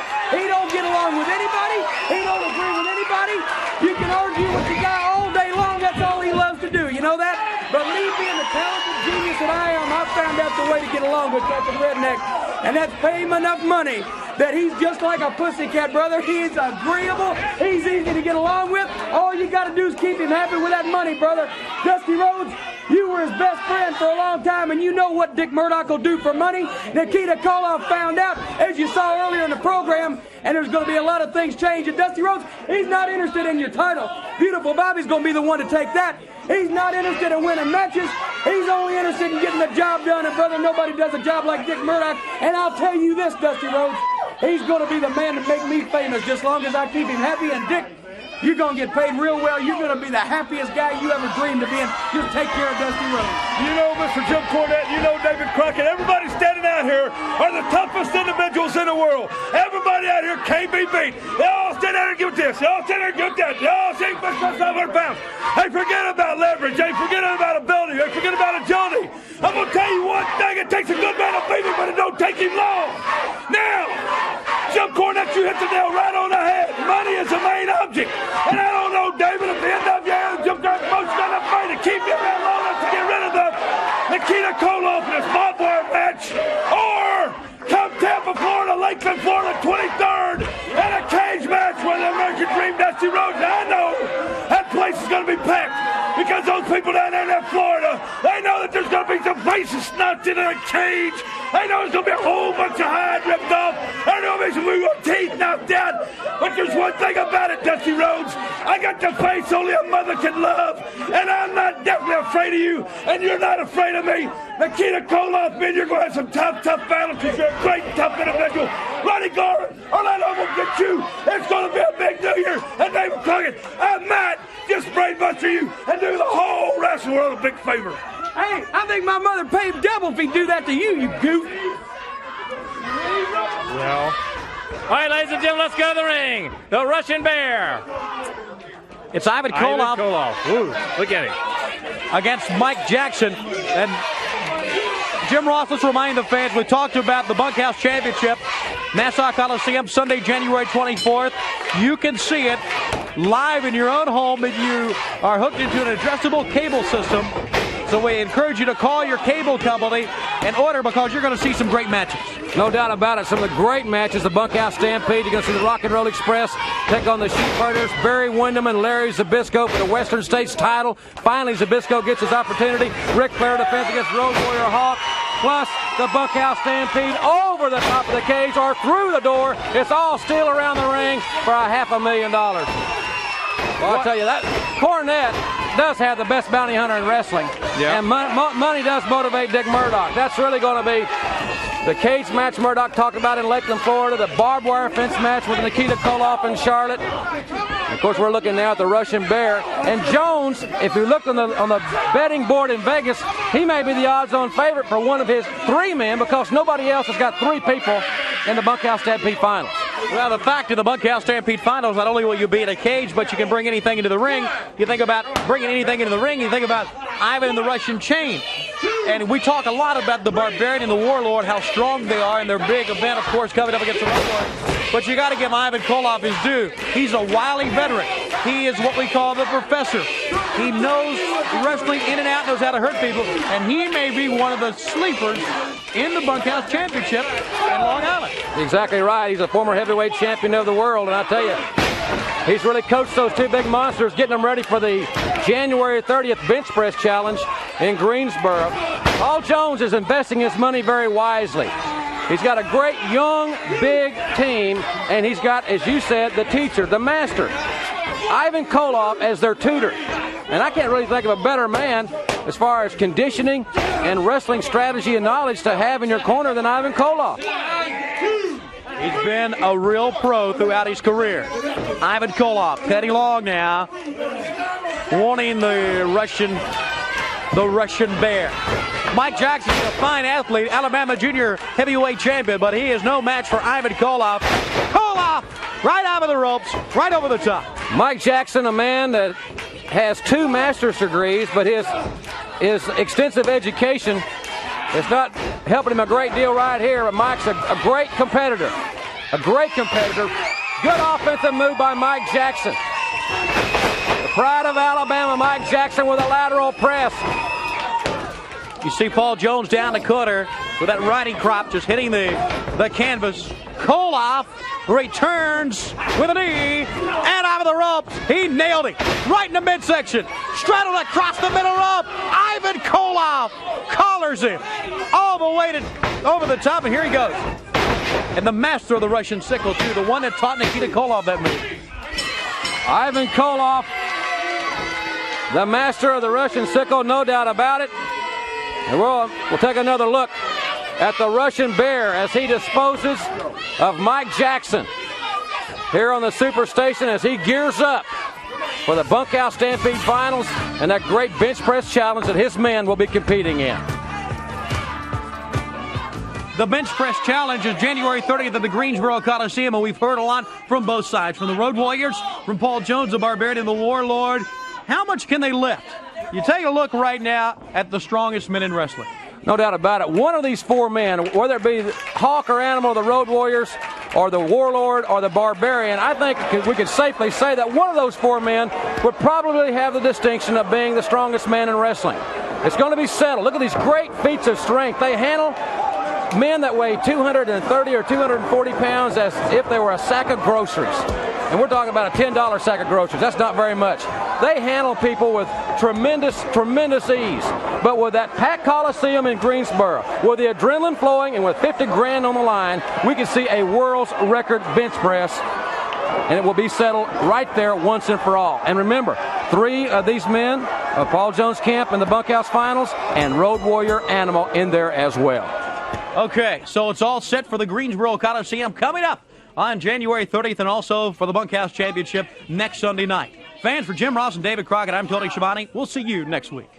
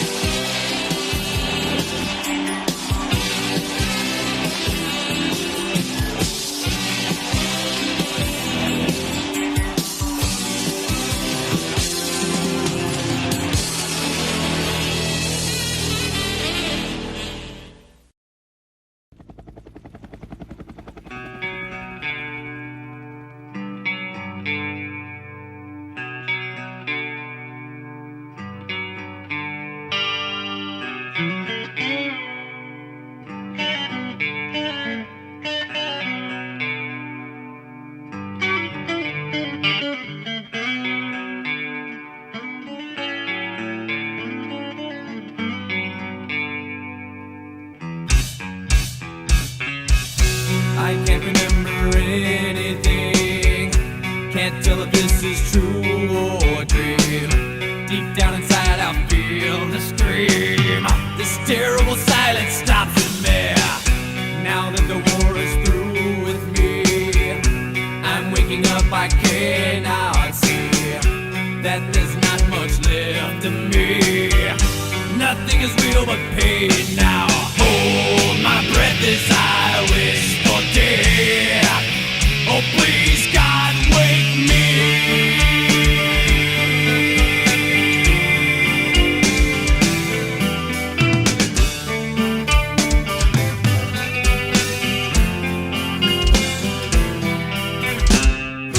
Back in the womb, it's much too real. In Pump's life that I must feel, but can't look forward to reveal. Look to the time when I live, head to the dude that sticks in me, just like a wartime novelty, tied to machines that make me be. Cut this life off from me. Hold my breath as I wish for death. Oh please God, wake me.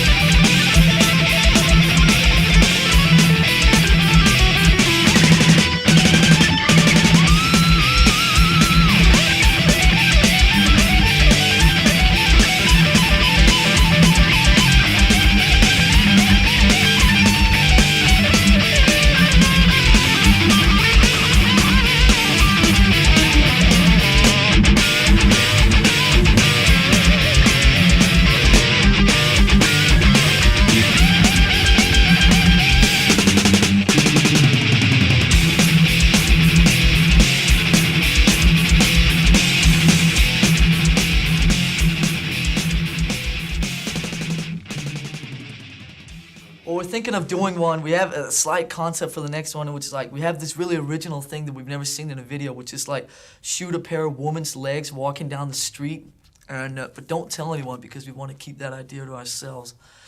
Gee, I just wrote that script last night. You and 1,000 others.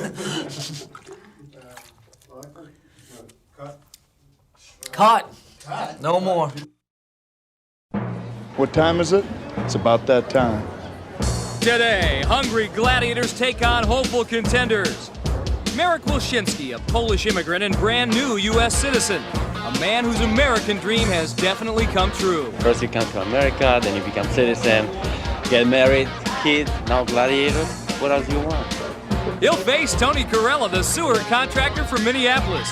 A man who knows how to get down and dirty. On the women's side, Stephanie Violante and Tracy Passo. Two intense competitors on the lookout for gladiators. Ladies and gentlemen, from Gladiator Arena in Los Angeles, California, here are your American gladiators. He's ready to rage in the cage, Gemini, Zap, Thunder, Diamond, the Tower of Power, Gold, Nitro, Ice, Ice Baby, Laser, Flame.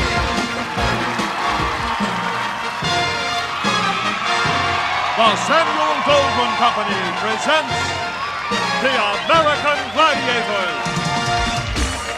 Let the games begin.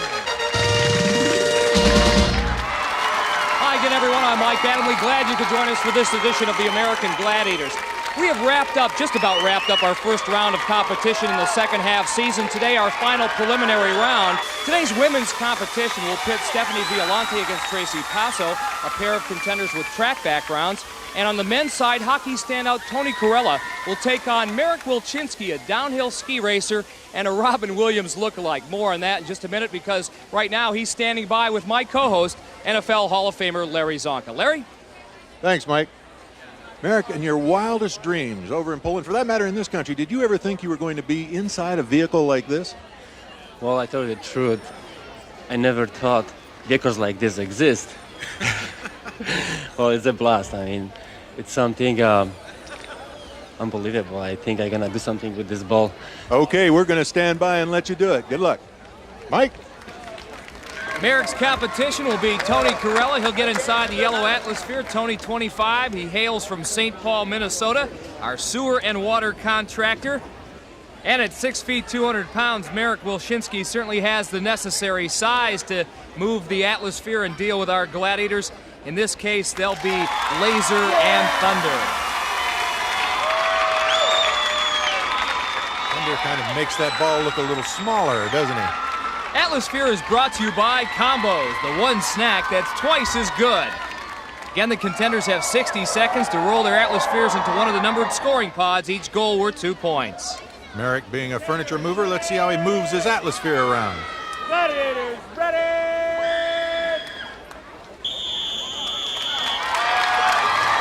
He'll be in the yellow sphere, Marek in the red. Look at Marek get it moving, and what a collision with Thunder.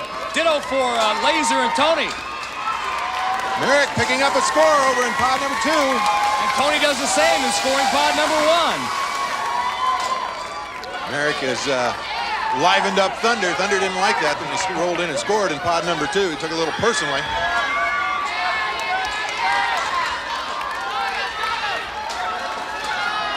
.30 seconds to go, this being a 60-second timed event.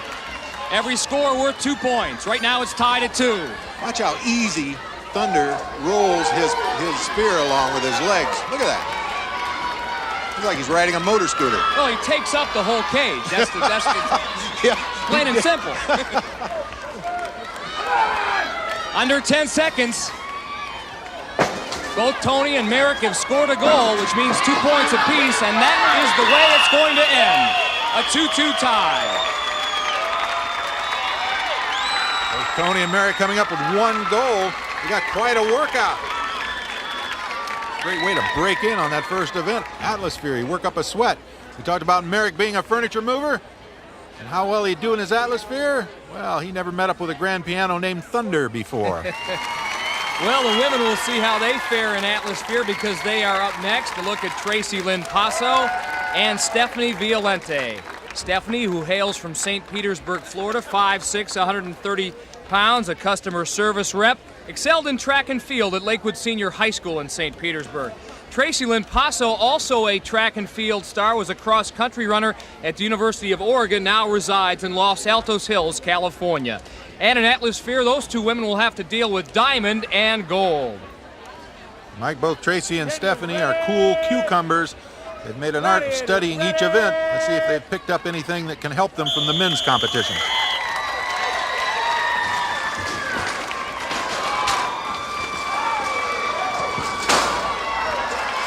Quickly, Tracy Passo scores the first goal of the game in scoring pod number 4. She's scored again in 3. Pulled an invisible act. As we see Stephanie score down in pod 1. Tracy just went invisible and had a free run at the first 2 goals. Here comes Stephanie, scoring pod number 4. Missed the sensor that triggers the scoring pods. Tracy again, this time is scoring pod number 3. She's had 3 quick goals. We still have 20 seconds left in this Atmosphere match. Again, does she get it? No! Just missed the sensor. When you roll over those pods, you must settle on that little button in the middle. Sometimes the pods just barely miss it. Look at Tracy again, now scoring pod number 2. Oh! 5 seconds to go. You must get that Atmosphere to settle in a little bit into the middle of that pod. There she picks it up, close to the whistle. Our referee, Larry Thompson, says yes. That last effort by Tracy Passo did count. Tracy doing a good job winning this event 6-2. She has good control, very close right at the whistle, but there you see the clock just as she settles in and picks up the points. So a great start for Tracy, and that 4-point lead will certainly give Stephanie Violente something to think about. 1 event down and 6 more to go. Stay with us here on the American Gladiators, because up next is Assault. Welcome back to Gladiator Arena. We are ready now for the second event. It's Assault. And on the platform doing the honors for the Gladiators is Nitro. There's his overall record. He's pretty efficient when it comes to picking off contenders. Here the contenders can earn points by successfully firing weapons, but the object to get the full 10 by hitting the target above the Gladiator. Tony Corella and Marek Wilshinski tied at 2. Tony is up first. Don't forget, Tony's going to have those balls coming at him over 100 miles an hour. We mentioned he is an outstanding hockey player throughout most of his life. When did it all start? Well, look here. 8 years old. The kid was already winning trophies, Larry. Yeah, they're almost as big as he is. He's a sewer contractor.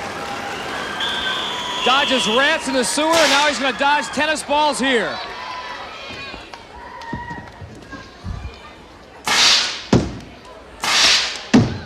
Ooh, high and a little to the left.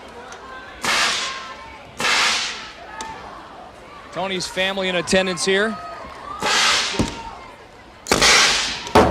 Oh, just a little another right. Close shot. He's been on both sides of the target. Maybe the third time will be the charm. If he can make it that far, he does. And that one. Still a lot of time on the clock. Quick feet, Tony Corella. Ooh, gets Nitro's attention. Right under the gun. Tell you what, look up there, Larry. Nitro running out of ammo with about 4 tennis balls left. 3.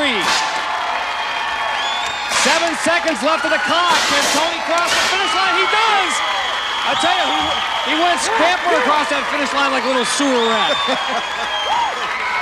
Low and outside, but he picks up the points. 5 for each weapon fired, and an additional point for crossing the finish line, a total of 6. That makes it 8-2 in favor of Tony.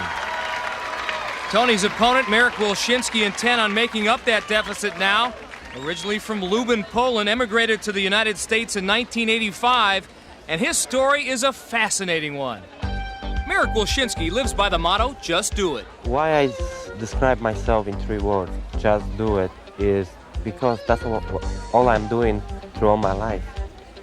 Born in Lublin, Poland, Marek dreamed of becoming a U.S. citizen, so he got on a plane and just did it. When I get off the plane in New York, and I went inside the buildings, I mean, it was like enormous amount of fat people. I mean, they were everywhere. I mean, big time, overweight people walking. And I was like, is this some convention of, people overweight?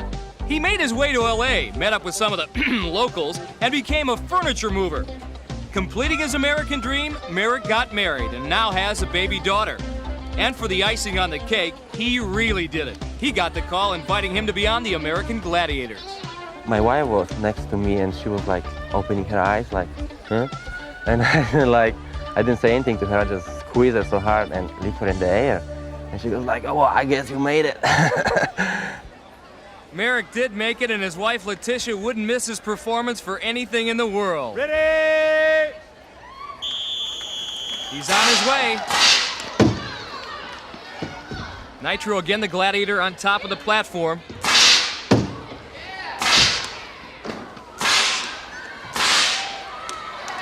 Merrick with a good stop-and-go tactic. Oh! That'll get Nitro to dance a little bit. Merrick, good position, staying upfield, facing the cannon. You can see the shots coming at him almost. Again, a contender gets points for every weapon he successfully fires. Merrick on his way to firing a fourth, so he's got 4 points right now. 22 seconds left. Fast reactions this young man had. He's got 200-pounder, very powerful man. He's going to go for the draw here. He's got 10 seconds to make it across that finish line. Nitro trying to pick him off. He crosses the finish line. So 3 seconds.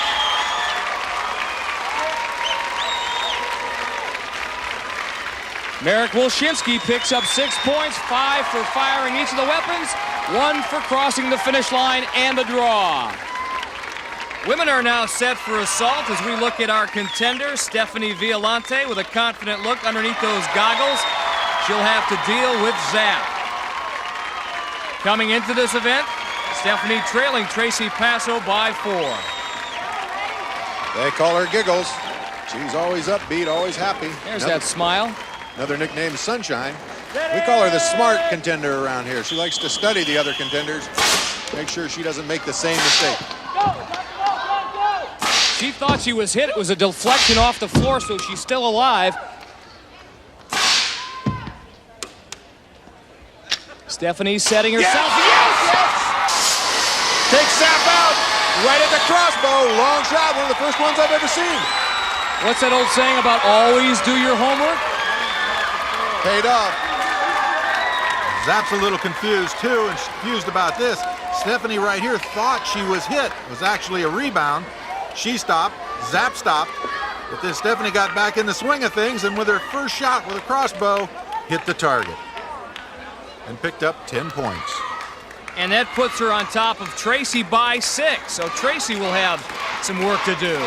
We mentioned a recent graduate of the University of Oregon where she had a double major in business administration and Spanish, and she was also a member of the cross-country and track team. And here's Tracy showing off some of her form. Ready! Zap doing the honors for the Gladiators. A long strider.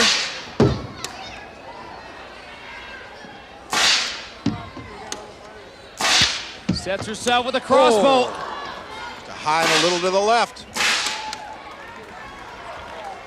Tracy's got good quicks. And that shot is wide to the left, too. A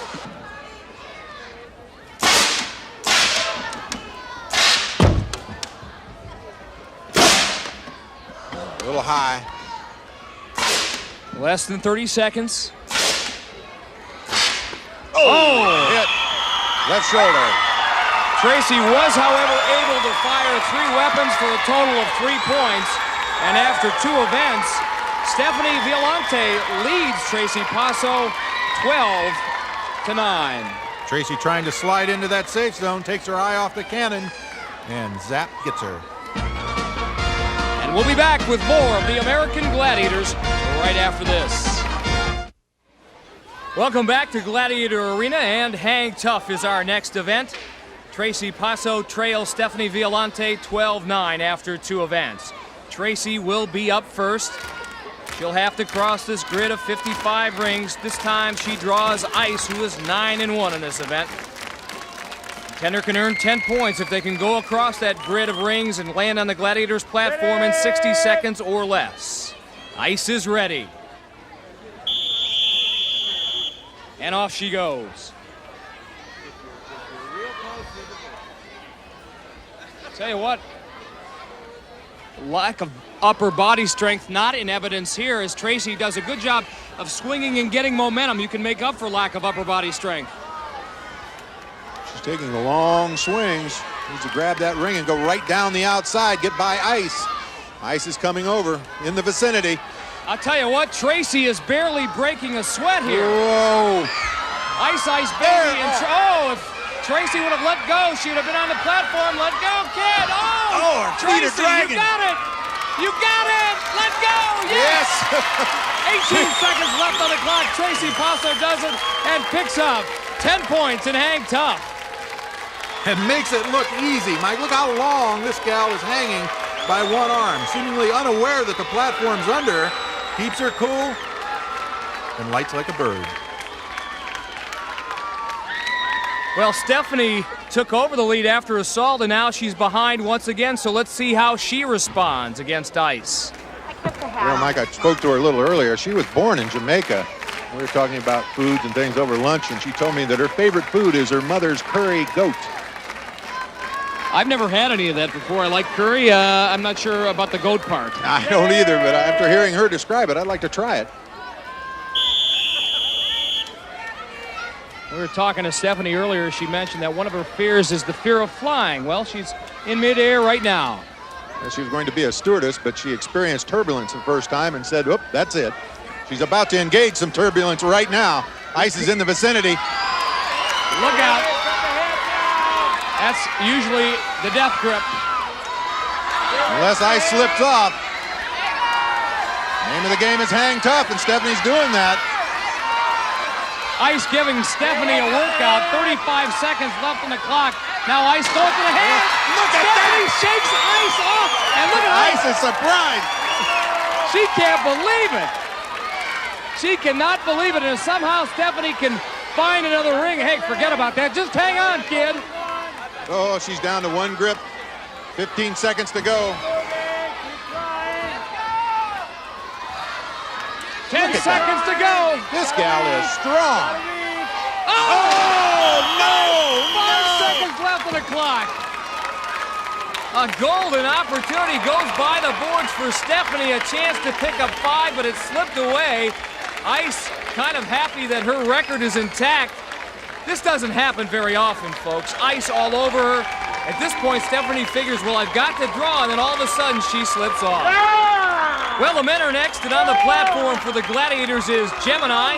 He's the subject of our Ask a Gladiator segment. And Jeffrey Coley from New York City writes, "Dear Gemini, how do you get a great body?" Well, it's a combination of things, Jeffrey. Number one, you got to get a good nutritional program. You got to eat properly. Then you got to get a good training program. And when I say training, I not only mean weightlifting, I mean cardiovascular too. It's important to run, ride the bicycle, Stairmaster. Then you get your weightlifting in, and then you got to rest. The body requires a lot of rest. So if you take these 4 elements, put them together, rest, nutrition, cardiovascular, and weight training, the body will develop for you. And you got to be disciplined and do it on a consistent basis. That's the important thing. Never quit. Well, no doubt about it, Gemini never quits, and he's not about to give Tony Corella any rest here and hang tough. Tony at the moment tied with Marek Wilshinski, 8'8". Tony, 5'8", 170 pounds, but I'll tell you what, that's not reflective of the way he is. He's much stronger, particularly upper body strength. Again, a contender has 60 seconds to get across this grid of 55 rings without being pulled off by the Gladiator. Tony swinging well. Gemini trying to move in for the kill. Sticks those legs out.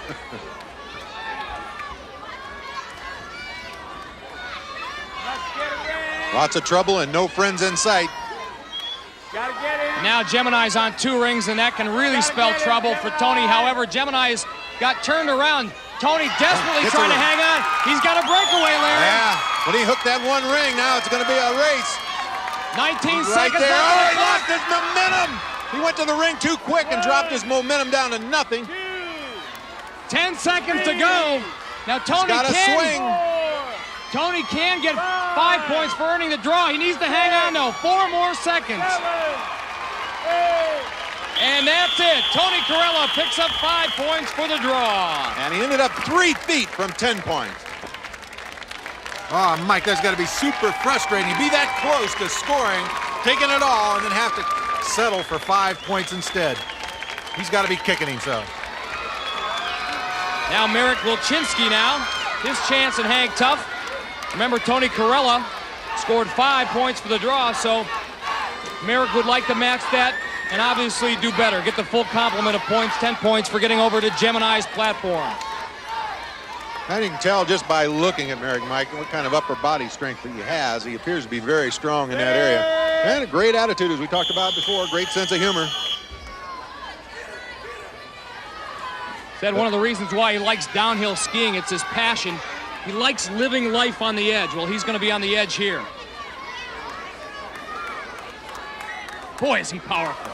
He's getting a good swing on those rings. If he just makes the right decision here, he's got that outside open to him, he can make his move. Well, he's making this look easy, Larry.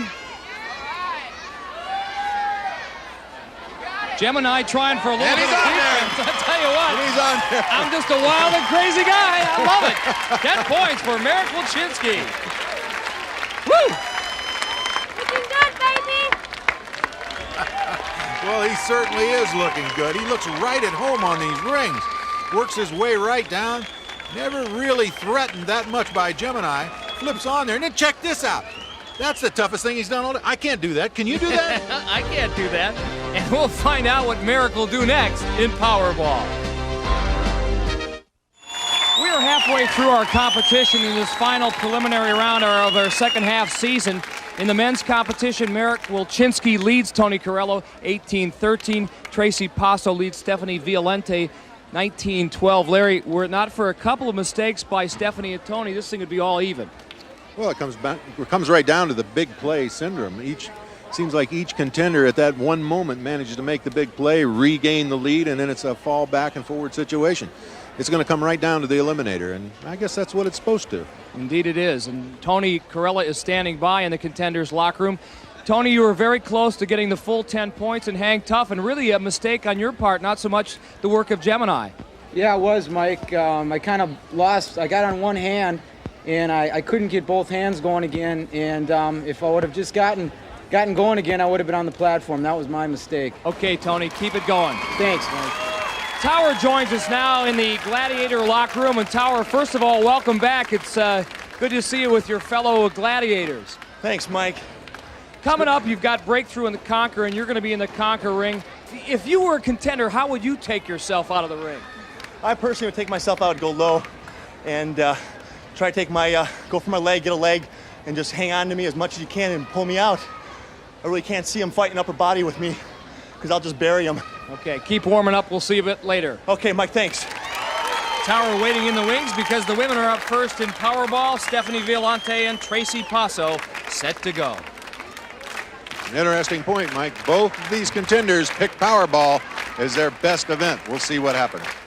Goals in the outer cylinder worth 2 points. Goal in the center cylinder worth 3. Ready? Again, 45 seconds. Score as many times as you can. Tracy paid the price for that first goal. Ice comes up limping. Stay down. Come out. Score here. Tracy again with another goal on Blaze. 2 goals worth 4 points so far. Tracy with another nice move, and Ice's ankle really bothering her now. Diamond trying to help her out.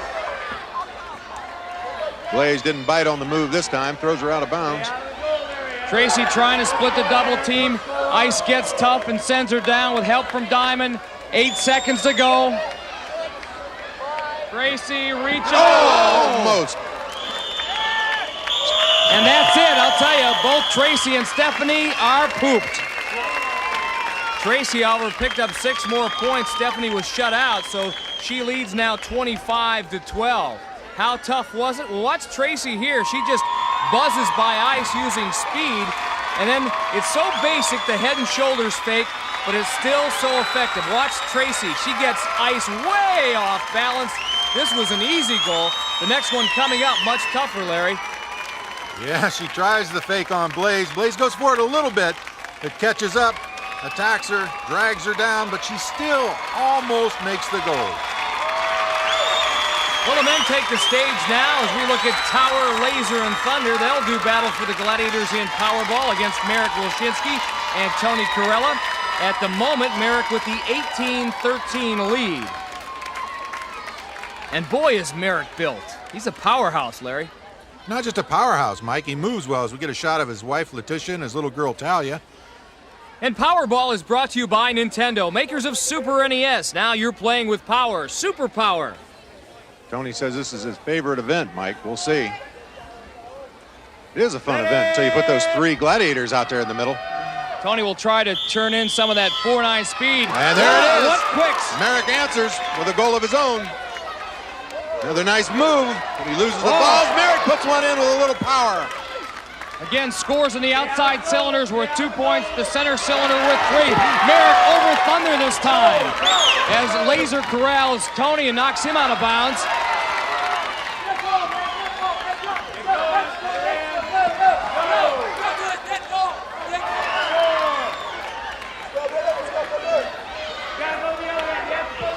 Ten seconds remaining. Marek with a great move past Thunder, but tripped himself up. 5 seconds. One more move. Oh. Marek trying to split a double team. He looked like a running back going up through the middle, hit from both sides, going nowhere. And that is it. Nice job by both men. All right. Marek says, this is a rough sport here. Puts a nice move on Tower, gets the ball in, but I tell you what, he pays the price. Same deal with Thunder. Thunder gets a good wraparound. Marek makes the score, but pays again. About the only way the Gladiators could stop Marek was to double team him, and finally Tower and Laser stop him. But not before Marek Wilshinski picks up 8 points in Powerball to increase his lead to 26-15. Yeah, Thunder, you have a right to be mad.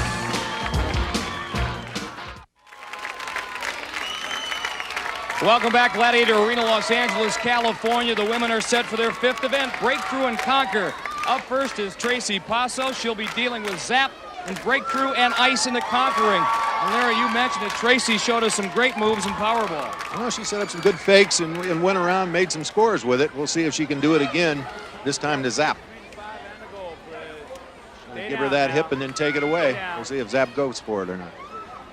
Cross-country runner at University of Oregon, but she's never had a football in her hands before, at least in a competition like this. Tries to take Zap head on, not a good idea. No, not much of a fake. You have to give a better fake than that, Tracy. You got to break it up. There, Thompson tells her, you got to give her more of a fake than that. I guess cross-country runners are used to running in straight lines. That and nearsighted fullbacks. The Ice Baby definitely in her element in the Conquer circle. Tracy got her in a headlock, but just can't take her anywhere. Time running out. You only have 10 seconds to get any part of that Gladiator's body outside the Conquer ring. Ice stays firm, doesn't melt under pressure. Tracy Passo comes up with no points in Breakthrough and Conquer. Stephanie Violante is up next. Ice and Zap will try to do it again. Here comes Stephanie. Will she go the move route if she can get by? Oh, she had a little bit of daylight. Couldn't pull away from Zap's power, though. Zap's powerful arm just had her around the waist. She was actually by Zap, but Zap hung on, pulled her back in. Look how low Ice is. She gets that center of gravity way down. Watch it now. No score. And Stephanie Violante doesn't land a hand on Ice, comes up empty just like Tracy does. So after 5 events, the women's score remains the same, 25-12. Tony Corella is up first for our male contenders. He trails 26-15, and so I don't know how he's going to pick up the points, quite frankly, as he stares at Thunder and Nitro in the Conquer ring. Tony did turn in one of the fastest 40-yard dash times in our regional tryouts across the country, 4'9". But speed not the thing here. Some kind of quick move is. It's the old double back reverse. Thunder argues a little bit. He thought Tony's knee touched. Larry Thompson, our referee, says no way. Tony has 5. Combination of quickness and cunning as Thunder misses with that giant paw, and Tony keeps his balance. A big 5 points for the man who needs to keep pace with Marek Wilshinski, and not bad for a sewer and water contractor who spends most of his time chasing sewer rats. The gladiator that reminds me most of a sewer rat would be Nitro. It's just because when I see a sewer rat, they got those front teeth hanging out and they got that big tail, and I hate being around them. Well, this is one sewer rat that'll definitely bite you. Good thing Nitro didn't hear those comments.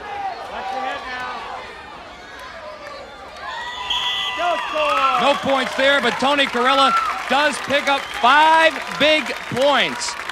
And he's cut Marek Wilchinski's lead to 6. But Marek is up next. The man whose heroes are Lech Walesa and Pope John Paul II. I tell you what, if he gets by Thunder and Nitro, he ought to say thanks to the Pope, huh? Yeah, and Marek will become their heroes.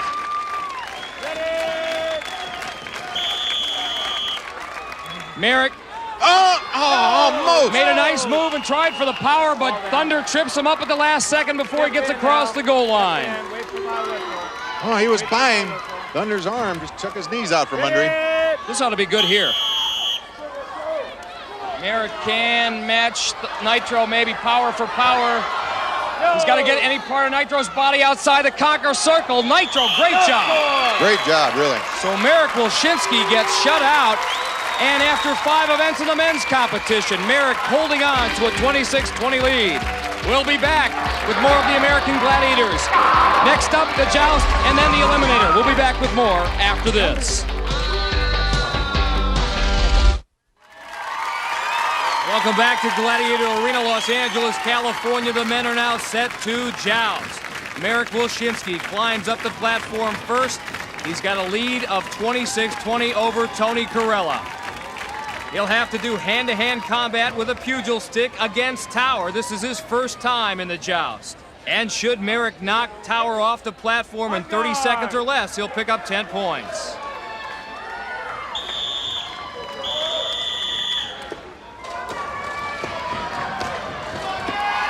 Tower going to the head early, but here comes Marek on the attack. Oh! He falls across.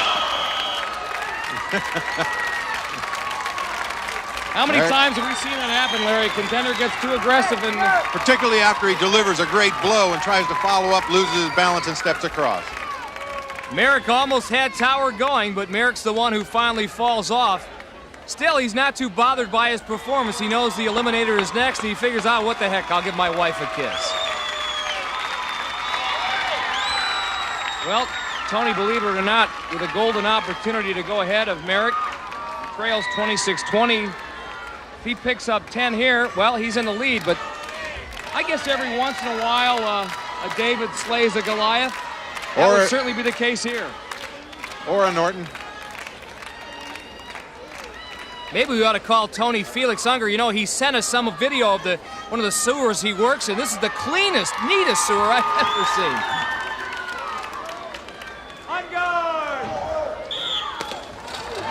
Well, he's good with a hockey stick. We know that. I'll tell you what, he's aggressive, little son of a gun.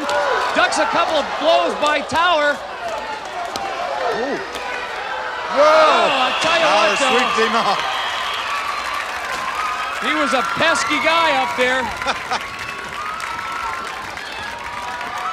Tower celebrating a little bit, but Tony does a good job staying up on the pedestal. Landed a couple of blows, gets a little off balance, and then Tower does a backhand sweep, takes him right off. Stephanie Violante up first for the women, and she draws Blaze. And Larry, she's had some practice in this, but not the kind you might expect. No, her little boy, her son, Cyrus, 3 years old. He watches American Gladiators with her. He gets his spun sword out, gets excited and chases her mom around, beats on the TV, attacks everything when he sees the Gladiators in action. Right now it's Blaze on the attack. Oh, but Blaze backs off! Stephanie delivers one blow. I don't don't think Blaze had any idea about where she was at. And somehow, I mean, Stephanie just shrugging her shoulders. How did I do it? But says, I will take the 10 points. I noticed that. When you accidentally fall in the end zone, you jump up and act like you meant to do it. Well, a little pressure on Tracy Passo now that Stephanie Violante picked up the 10 points. Stephanie trails by only 3, and that would remain the same if Tracy comes up scoreless here. Tracy been something of a cool cucumber in her preparation, showing not much emotion on her face, doing her stretching exercises, kind of a quiet one. Remember, she did well in Hang Tough. She took exception to me talking about her lack of upper body strength. Yeah. She's out to prove me wrong. Well, she's got a perfect opportunity. On the other hand, we may find out something else about Tracy.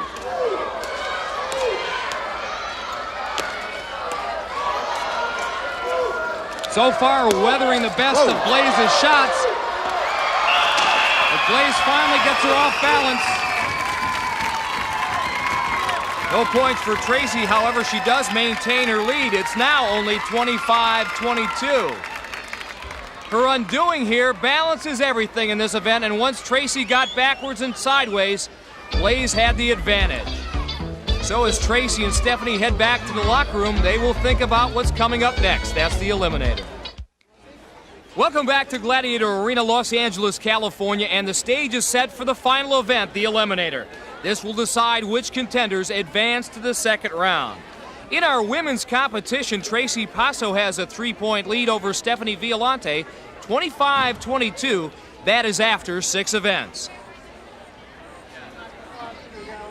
Before we get started with the women's eliminator, some bad news in the men's competition. Marek Wilczynski, who did a great job through 6 events and actually had the lead, he has had to withdraw from the competition. He's with us now. He's down in the contender locker room with his wife, Letitia, and Marek, explain to us exactly what happened, pal. It was against the joust in the stick. I didn't have gloves on, and I just split open my finger. And before I know what happened, I didn't have the little pinky, so it's gone. It's history. How disappointing is this?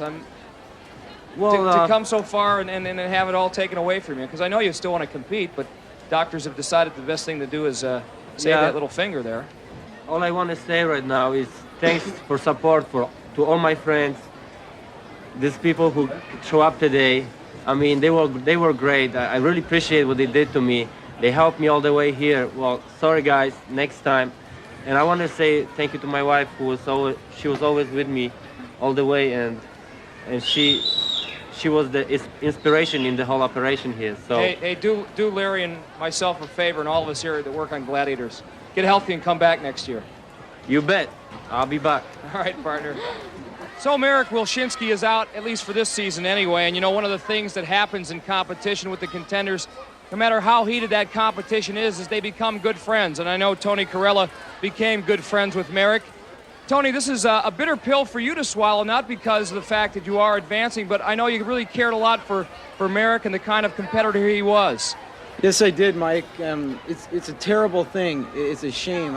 I can't really tell you how I feel because, like you said, I did get to be good friends with him. He's a great guy and a great competitor, and I wish him all the best, but I feel terrible. Still, you have 5 members of your family, your 3 sisters, and your mom and dad who are mighty proud of your effort, and you are going on to the second round. You got to feel good about that. Yeah, I do feel good about that. That's one bright thing. I just hope everything is okay with Marek and he comes back next year. Okay, we do too. Again, congratulations. We'll see you in the second round. Thanks a lot, Mike. Well, we will run a women's eliminator final, and right now Tracy Passo has a 3-point lead over Stephanie Violante, which according to our eliminator scoring format translates to a 1.5-second head start. Now, we have seen that deficit overcome many times on this show, and we could see it happen again tonight. Right now, Larry's with Stephanie at the start line. Larry? Stephanie, you've been the silent contemplator around here. I've watched you watch the contenders learn from their mistakes. You come down to the wire now with a 1.5-second handicap. How do you feel about it? I feel great. I think that's all I need to get caught up and win this game. You're going to be looking over her shoulder. Oh, yeah, right. Good luck. We'll be watching. Thanks. All right.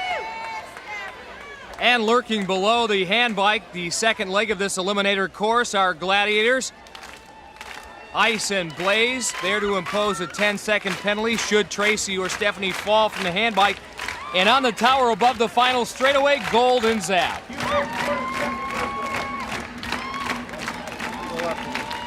1.5 seconds. Tracy in the orange, Stephanie in the yellow.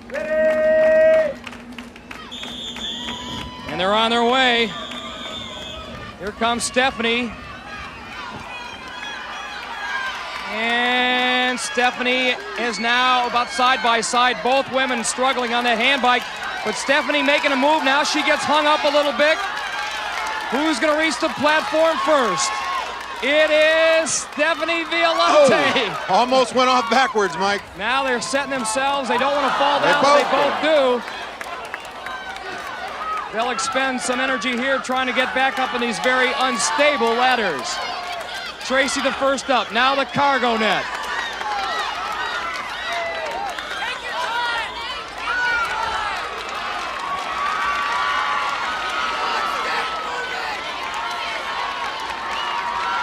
Side by side they go. Actually, Stephanie a little bit behind right now.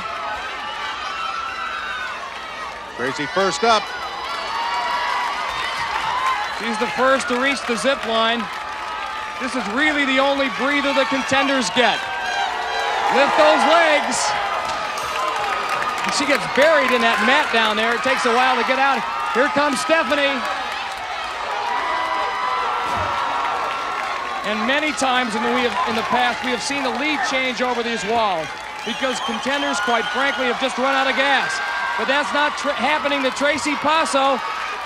The Oregon Duck is going to do it. Here she goes over the last hurdle across the finish line. Come on. Tracy Passo advances to the second round. There you go, Trace. Good job. That second and a half turned into about 5 seconds. Yeah, not too bad. I thought she was going to be right behind me. That was really close. She was throughout most of the eliminator, right even with you. You opened up a little bit of a lead on the cargo net. Yeah, that was tough. I saw we both fell off that log and just going as hard as I could up that net. Good job. It's been a very competitive day all day long. Welcome to the second round, kid. You win. Mike? Also an American Gladiator salute to Stephanie Violante. She too gave it all she had. A great effort in all 7 events.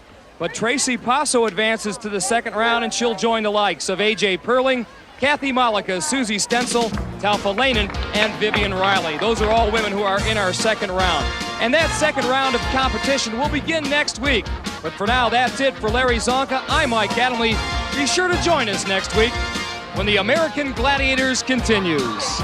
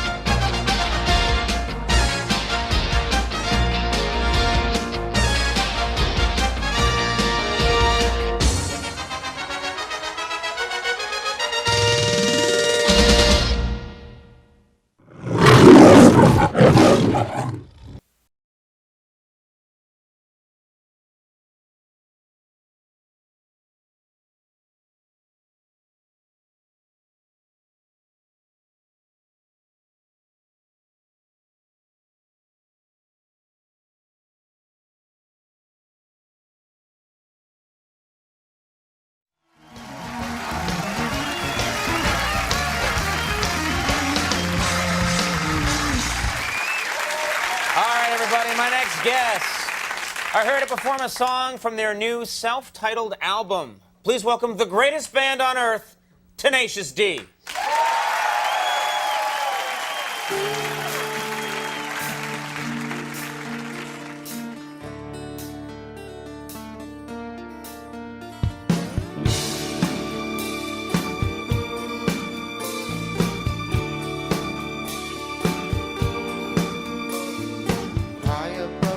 mucky muck castle made of clouds. There sits Wonder Boy sitting oh so proudly. Not much to say when you're high above the mucky muck.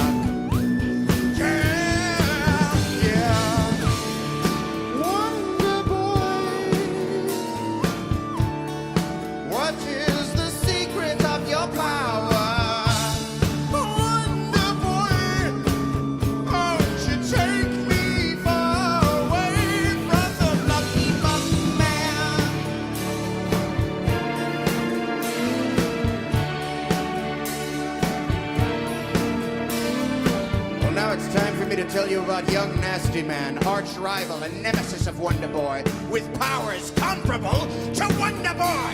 What powers, you ask? I don't know. How about the power of flight? That do anything for you? It's levitation, Holmes. Have you seen it? No, you haven't. How about the power to kill a yak from 200 yards away with mind bullets? That's telekinesis, Cop. How about the power to move you?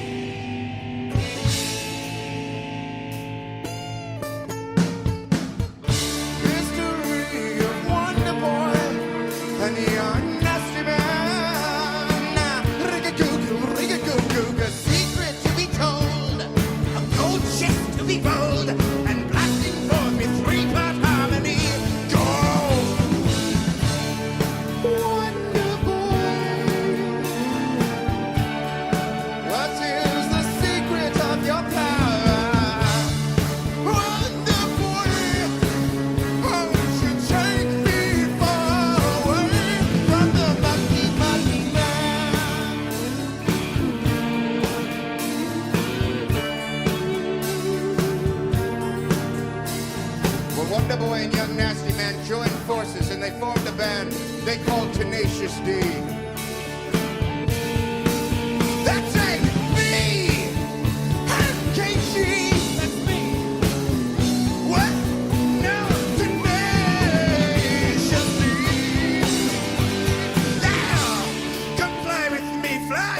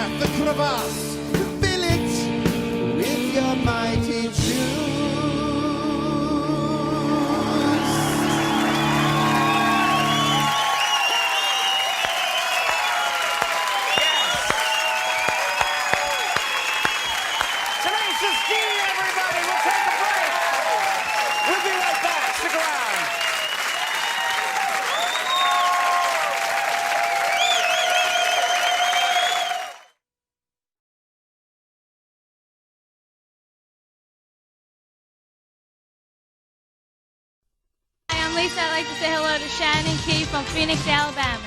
And I'm Andy Gurry. Yeah, it's the day after a hot weekend, but it's the first day of a new week, and we're partying like maniacs on your Monday Dance Party USA.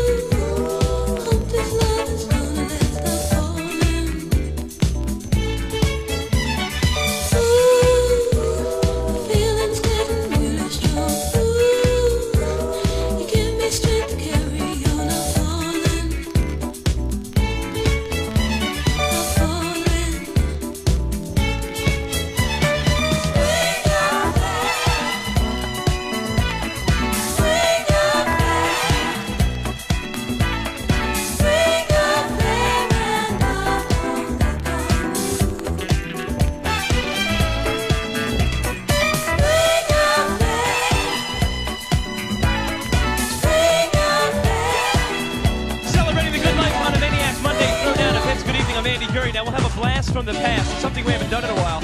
The cut-in dance designed especially for you, USA. We'll rock the house with the new MC Rob Bass DJ Easy Rock pick hit for you. We'll go 3 in a row with those guys. Now let's dance a sweet sensation. Upcoming guest on the dance party. Sincerely yours.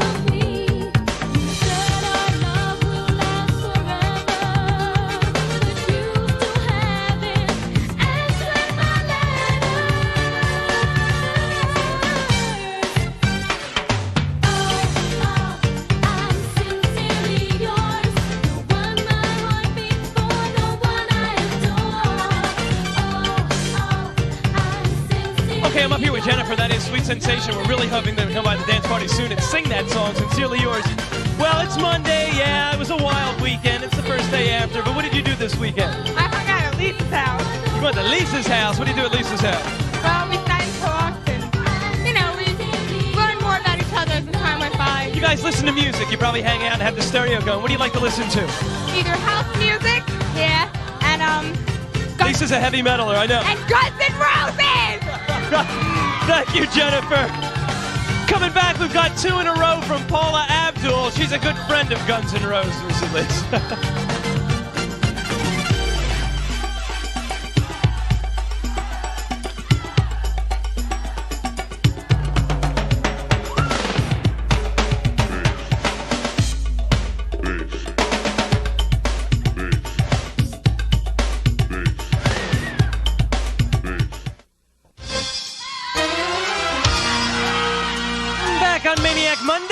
Dancers lined up, ready to introduce themselves. No yawning, Lisa. Here we go.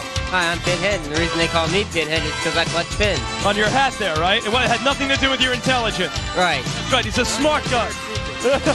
Hi, I'm Jessica, and I'm 15. Thank you. Hi, I'm Lisa, and I'm 17. And you were yawning. Hey, Andrew. Hi, I'm Frank. I'm 19. Love the glasses. Hi, I'm Tyra, and I'm 17. 17 years old and a senior in high school? Junior. A junior in high school. Okay, you ready to go straight up with Paula Abdul? Yeah. Okay, let's do it. Tara's ready.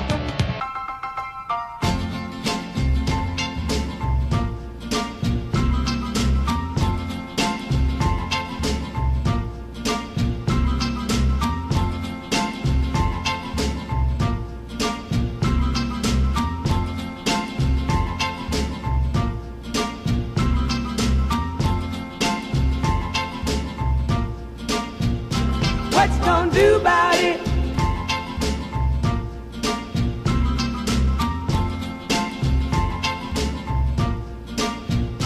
What you gonna do about it? I'll love you. It's slowly going on the rocks now. Yeah, yeah, yeah, yeah. Tell me, baby. What you gonna do about it? What you gonna do about it? I'll love you. Is in double jeopardy. Yeah, yeah, yeah, yeah.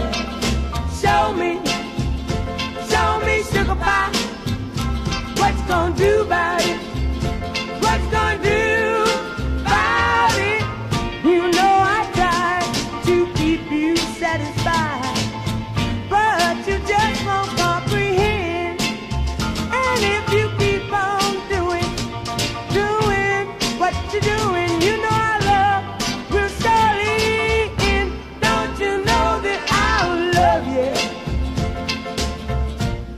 is slowly going on the rocks now. Yeah, yeah, yeah, yeah. Tell me, baby, what you gonna do about it? What you gonna do about it?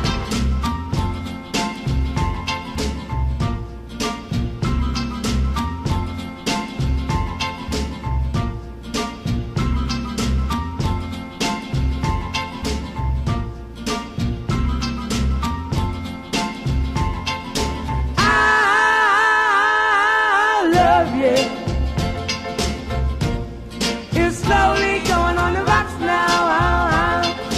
Yeah, yeah, yeah, yeah. Tell me, baby, what you gonna do about it? What you gonna do about it? I love you. Is in double jeopardy. Yeah, yeah, yeah, yeah. Address is Dance Party USA. Somebody strikes your eye on the set. Why not write us a letter and we'll make sure that they get back to you if you include a self-addressed stamped envelope. We're going to go for 2 Paula Abdul songs in a row. This is the title track of her album, Forever Your Girl, Paula, 2 times on Monday.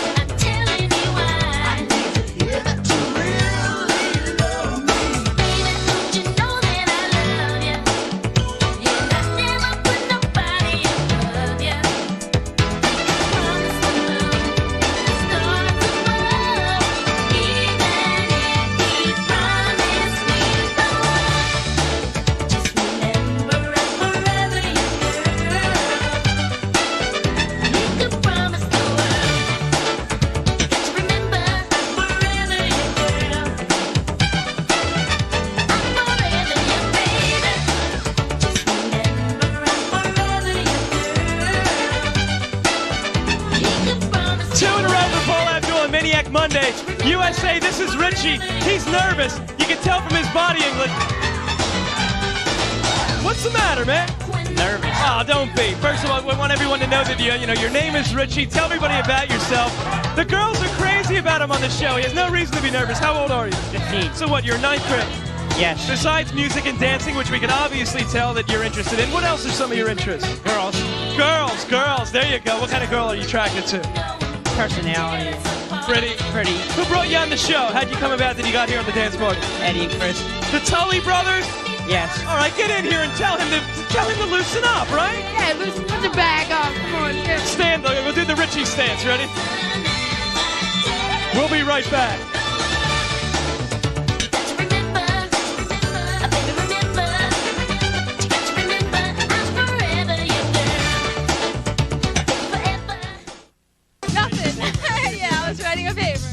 writing on? You were writing on paper. Okay, she'll start it up. Let's watch and see who she cuts in on.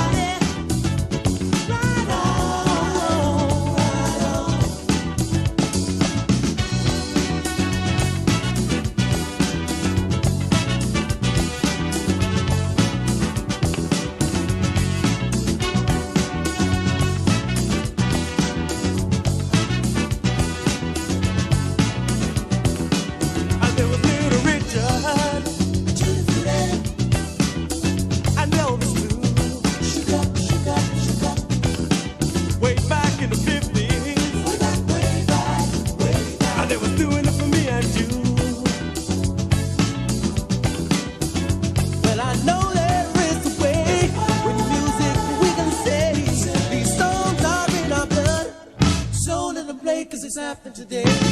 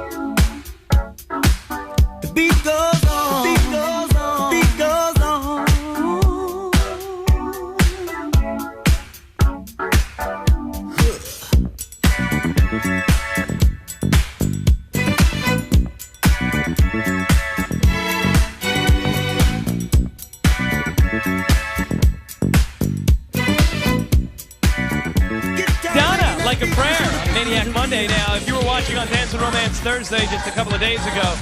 The big story was that Mike and Kathy broke up, and well, I guess you heard what Kathy had to say. I figured I better check in with you too. Your side. It just didn't work out, like she said. Just didn't work out. Okay, and well, you know, when I asked if you guys are still friends, she kind of went, yeah, you're hopefully going to work that out too. Hopefully. You're going to keep coming to the show, right? Oh yeah. She's going to keep coming to the show. Yeah. You got to work it out. You're going to see each other every day, right? Yeah. All right. Well, I hope it does. All right. I didn't want you to think I was talking about you behind your back. Make it fair here. Thanks, Mike. When we come back, 3 in a row from MC Rob Bass and DJ Easy Rock, including a new pick hit. Stay with us.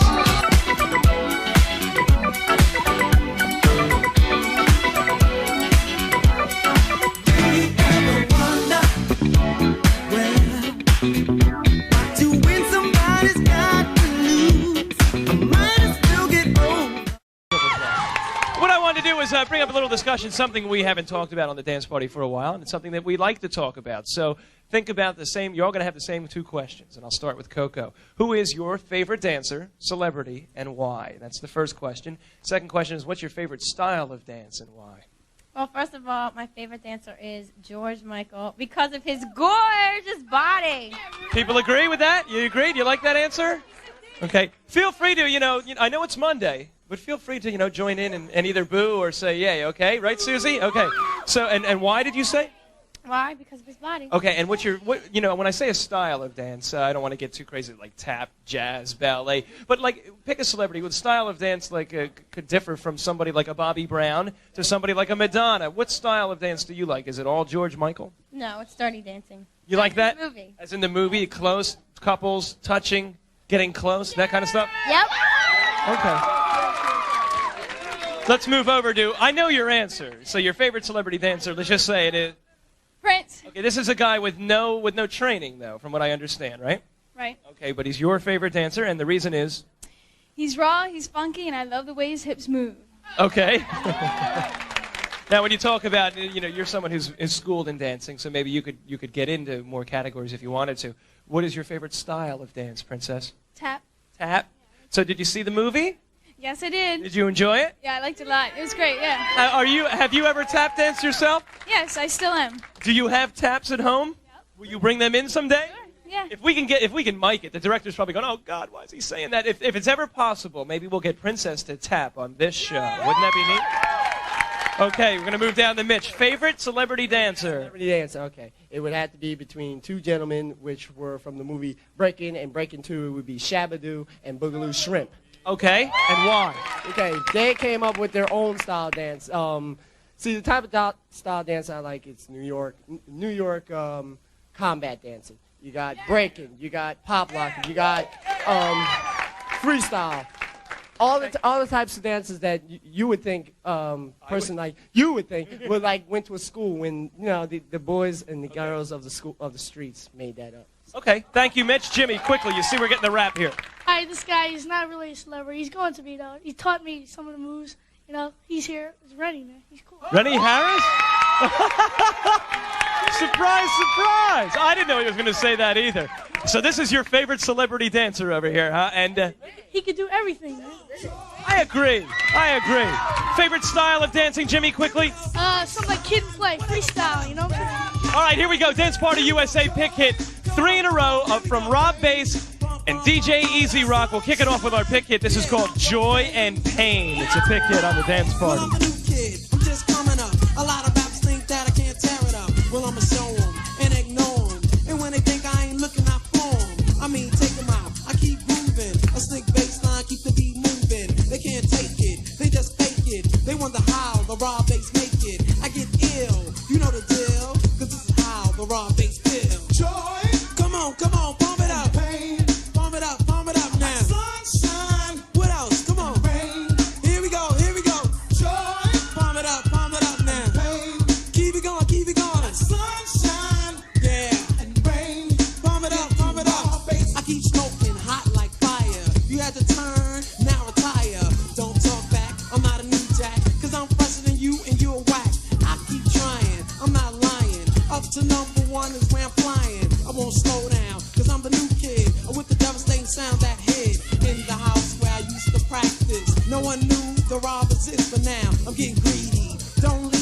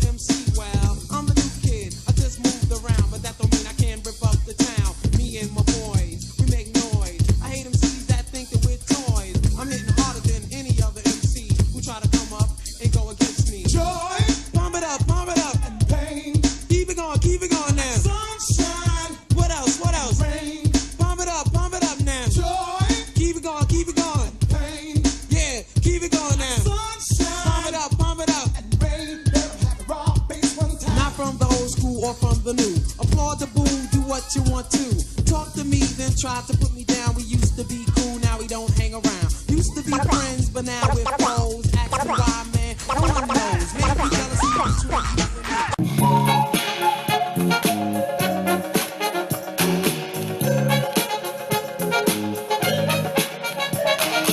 You can't see it, it's electric. Boogie, woogie, woogie. You got to feel it, it's electric. Boogie, woogie, woogie. Ah, it's shocking, it's electric. Boogie, woogie, woogie. Dig the sky with electric, vanish, moving with electric. You're not the boogie. You got to know it, it's electric. Boogie, woogie, woogie. You can't hold it, it's electric. Boogie, woogie, woogie. But you know it's there. Here, there, and everywhere. I got to move. I'm going on a party ride. I've got to groove, groove, groove. And from this music I just can't hide. Are you coming with me? Let me take you on a party ride. And I'll teach you, teach you, teach you. I'll teach you the electric slide. Some say it's a mystic, it's electric. Woogie, woogie, woogie. You can't resist it, it's electric. Woogie, woogie, woogie. You can do without it, it's electric. Woogie, woogie, woogie. Since a big Miss Molly, she's feeling jolly, she's moving with electric. She sure got the boogie. You don't wanna lose it, it's electric. Woogie, woogie, woogie. You got to use it, it's electric. Woogie, woogie, woogie. Now you know it's there. Here, there, and everywhere.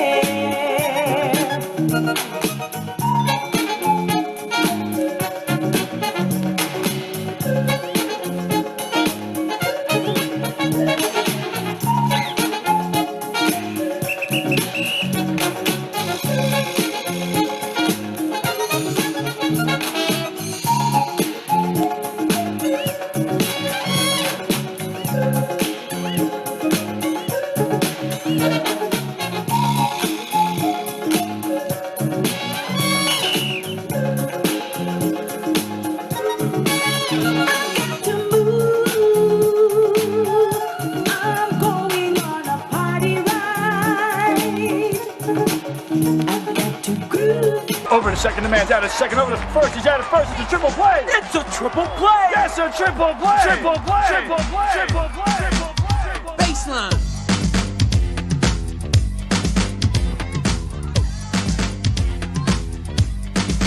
Now let's dance.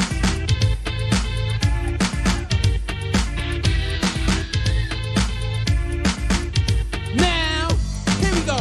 Don't quit. Coming from Rob is a new hit. A record that I created for those of you who waited in the disco. Chillin', waiting for Rob to get illin'. It's that time again. So friend, let the record spin. And I wanna move you. Let the beats just groove you. Clap your hands, don't front, cause this is what you want. Get on the dance floor.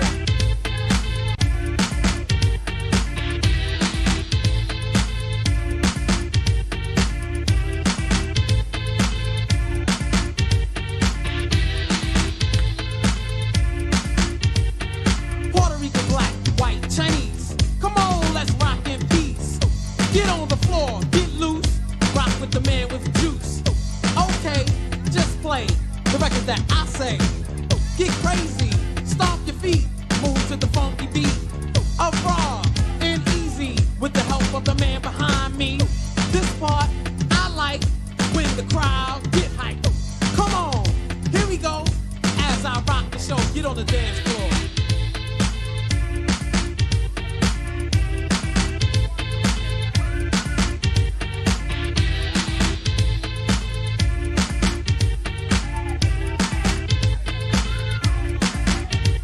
Break it down.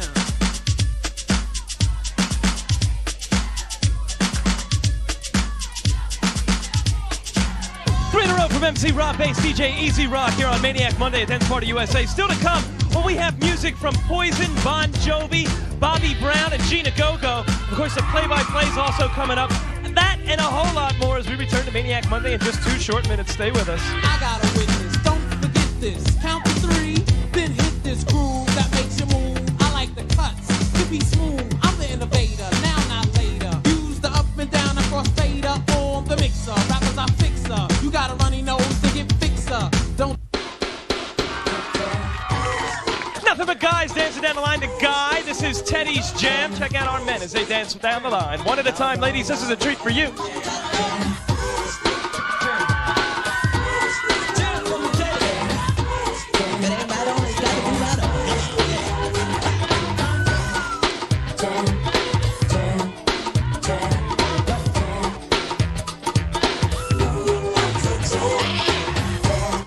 Jam, jam, oh jam, jam, jam, Teddy jam for me, yeah.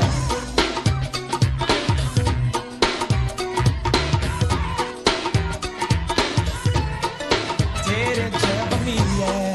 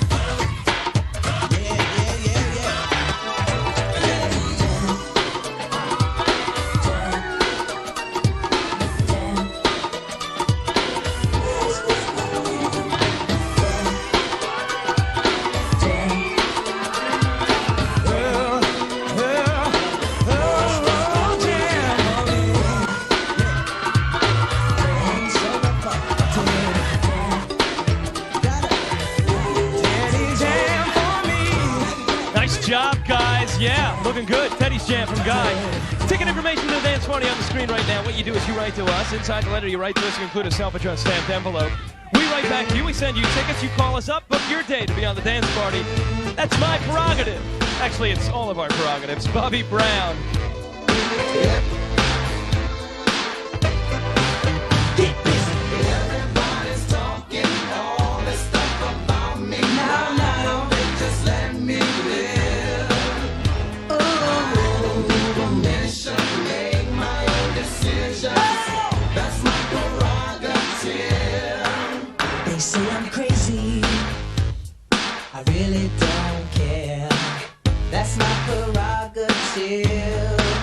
They say I'm nasty, but I don't give a damn. Getting girls is how I live. Some ask me questions, why am I so real? But they don't understand me, or really don't know the deal about a brother trying hard to make it right. Not long ago, before I win this fight, everybody's talking all this stuff about me. Why don't they just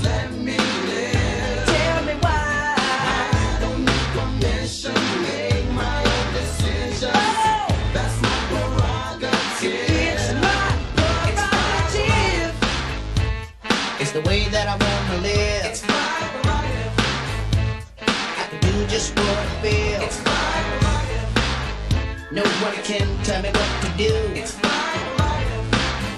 Cause what I'm doing for you. Now, don't get me wrong, I'm really not suited. Ego trips is not my thing.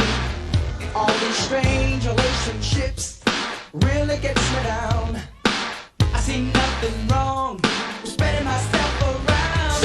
Everybody's talking all this stuff about me. Yeah. Why don't they just let me live? Tell me why. I don't need permission. I don't need my own decisions. That's my prerogative. It's my prerogative. I can do what I want to do. It's my prerogative. Can live my life. It's my prerogative.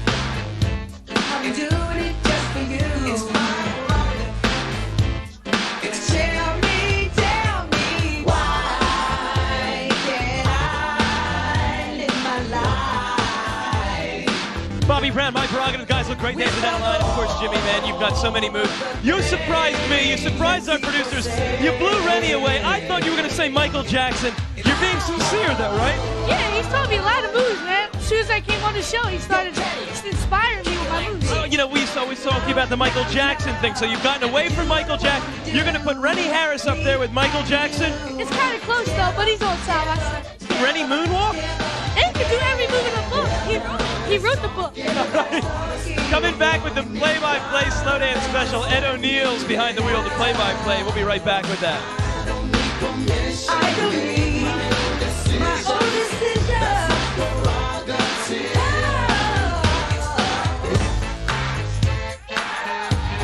What is this, a blizzard that I can't have money in my pocket and people not talk about me? Sitting here in limbo, but I know it won't be long.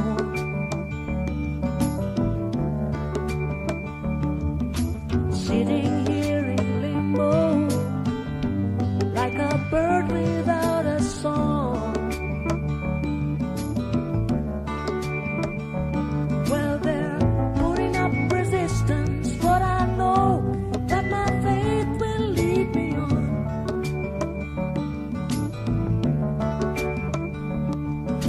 Sitting here in limbo, waiting for the dice to roll.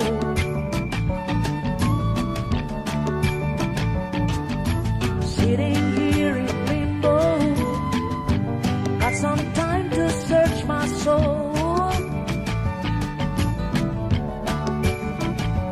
Well, they're putting up resistance, but I know that my faith will lead me on. I don't know where life will lead me, but I know where I've been. I can't say what life will show me, but I know what I've seen. Tried my hand at love and friendship, but all that is past and gone. This little boy is moving on. Sitting here in limbo, waiting for the tide to flow.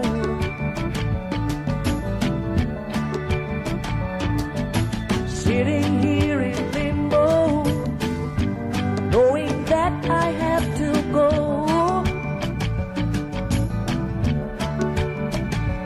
Well, they're putting up resistance, but I know that my faith will lead me on. I can't say what life will show me, but I know what I see. I can't say where life will lead me, but I know where I've been. Tried my hand at love and friendship, but all that is past and gone. This little boy is moving on.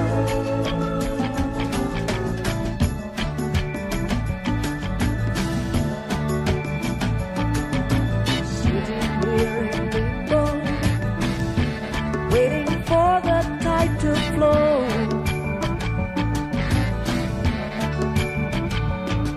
Tomorrow's a Talented Tuesday. You can check in on the Star Line and the talents of our regulars, 5 Eastern and Pacific, right here on USA. Here's Poison. Your mama don't dance. rock and roll. Your mama don't dance and your daddy don't rock and roll. Your mama don't dance and your daddy don't rock and roll. But when evening rolls around and it's time to hit the town, where do you go? You gotta rock it. The old folks say that you gotta end your day by 10.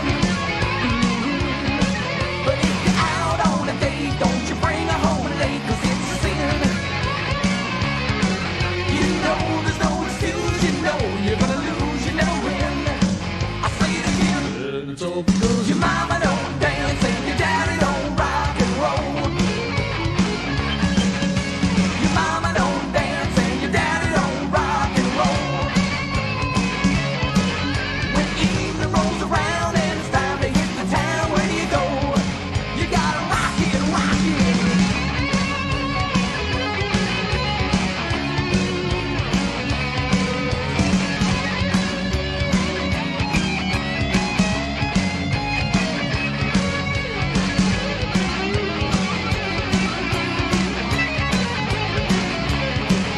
Yeah, I pulled into a drive-in and I found a place to park.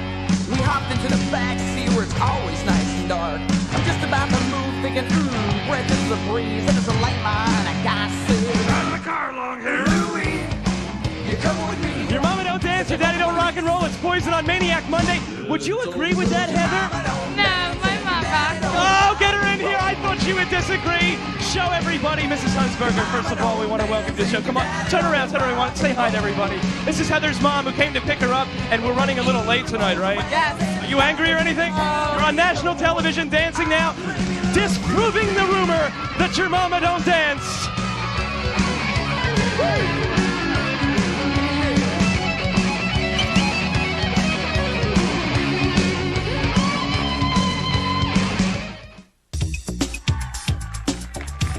Okay, we're running late. Andy Gurry had to leave. I'm Ed O'Neill. First of all, we'd like to thank all the couples in the play-by-play. They were great sports. Tomorrow's a Talented Tuesday. We'll feature the talents of our regulars. That's 5 o'clock Eastern and Pacific, right here on USA. And of course, Wednesday, the 3rd anniversary show. That's 3 years on USA.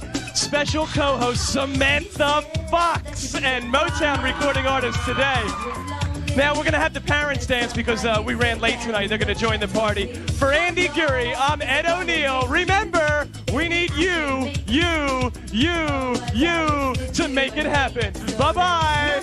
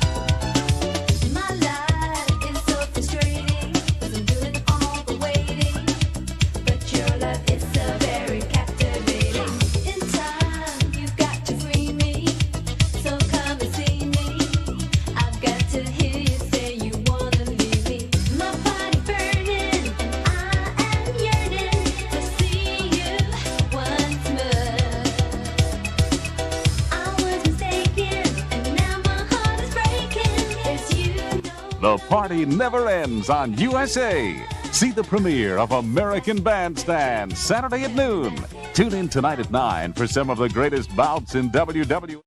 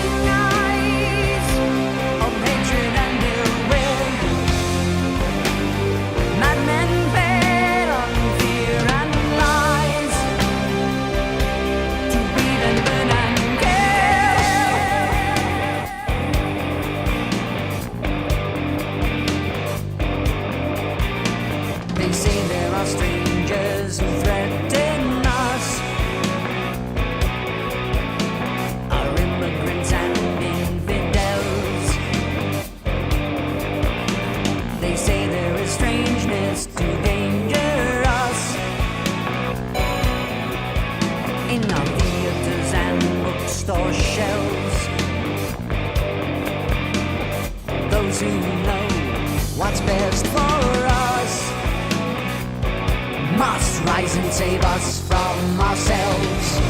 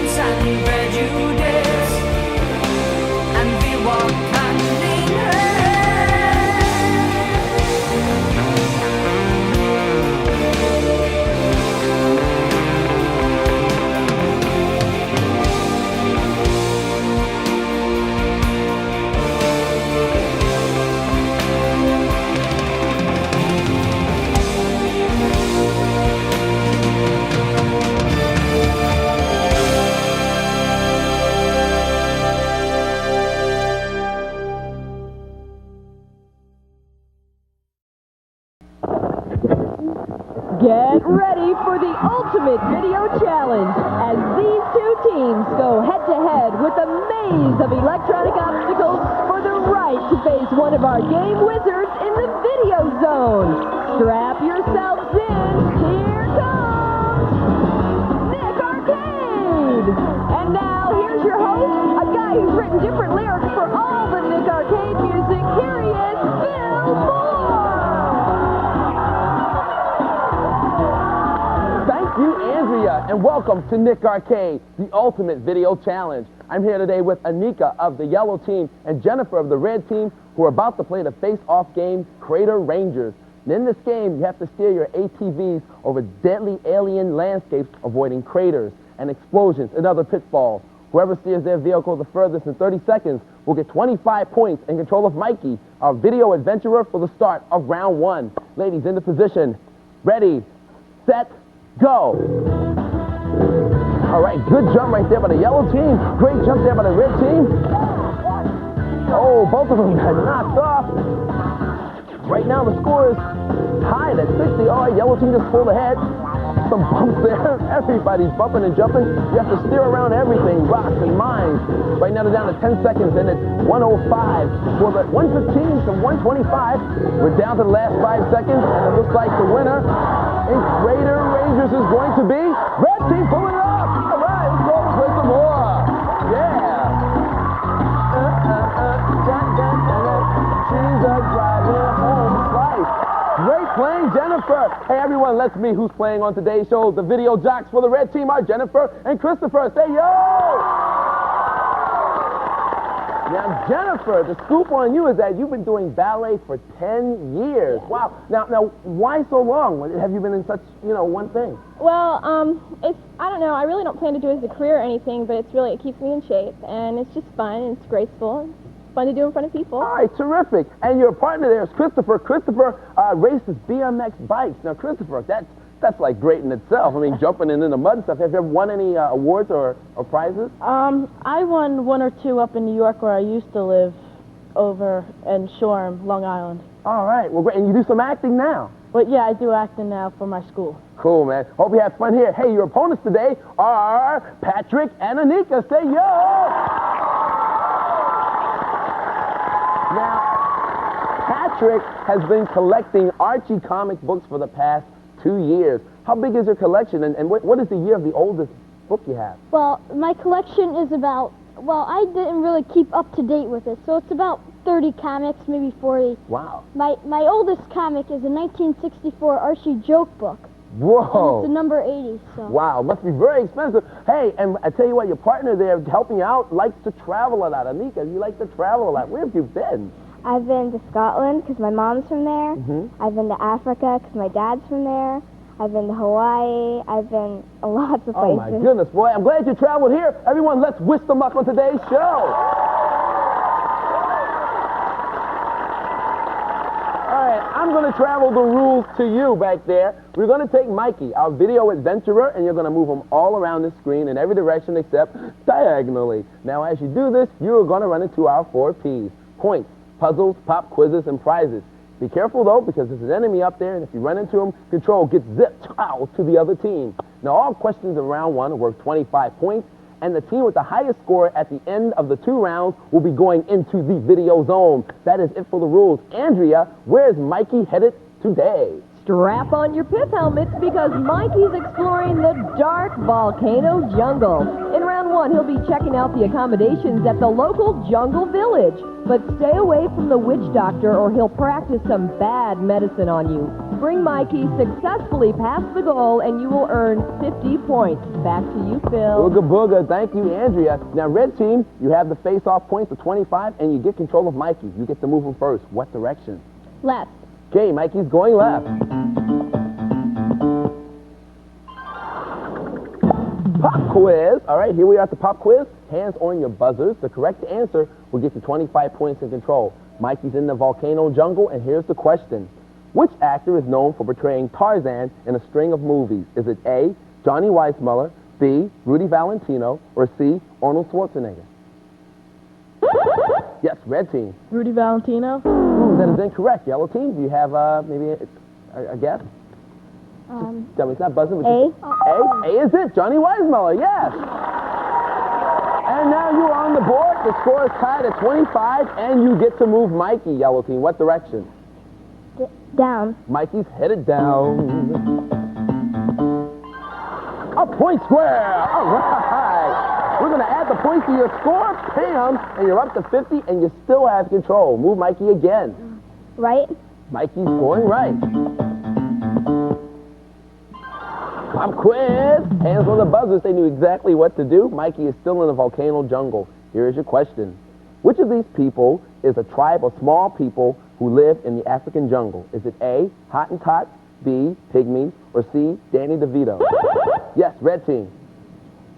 Pygmies? Pygmies is it, yeah. The average pygmy is less than 5 feet tall. You have the points, you've tied up the score, and you're still in control now. What direction? Down. Okay, Mikey's going down. Hidden camera. Okay, now this is another one of our video puzzles. You know, we've taken our Nick Arcade mini cam around the world and have hidden it in some really strange places.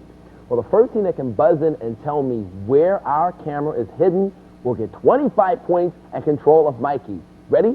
Let's take a look at the hidden camera.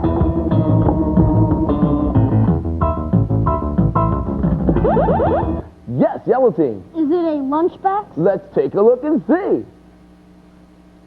It's a lunchbox, yeah. Kind of the bat lunchbox. You got the points and you have control. Move Mikey again. Down, please. Mikey's going down.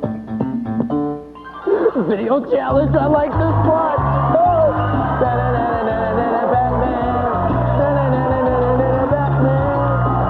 Hey guys, doing the bat move, but we're at the video challenge where you get to add more points to your score and maintain control. Who's going to be playing? I will. Patrick? Okay, Anika, hang on to the board. Patrick, you get to choose from ActRaiser, El Viento, Thunder Spirits, Toki, and Robo Army. What one would you like to play? Robo Army. Robo Army. Head on over to Robo Army. Come on with us.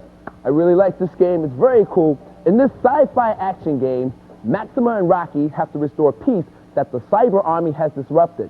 This game has 6 areas, and today our expert challenge is 1,800 points in Area 1, the jungle. Now, Anika, you have 75 points, and your opponents have 50. Of your 75, I want you to write down how many you're willing to wager on Patrick meeting or beating our expert challenge in 30 seconds. You have 3 seconds to write it. Do it now.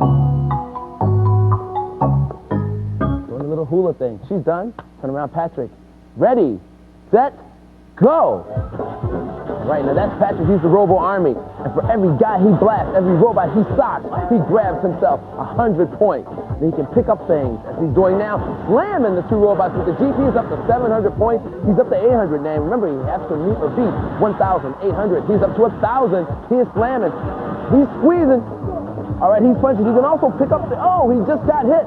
He can pick up the arm and swing. He's at 1,200. He used a special weapon. 1,000. Oh, man. Patrick, 2 more robots would have done it for you, but you played a great game. How many points were wagered? 15. All right, we're going to adjust the score and play some more. Head back over.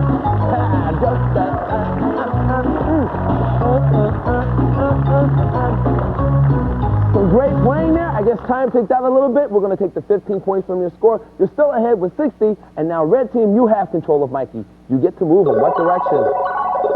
I tell you what, I already know what direction. We get to zip Mikey straight to the goal because that sound tells me we're almost out of time for this round.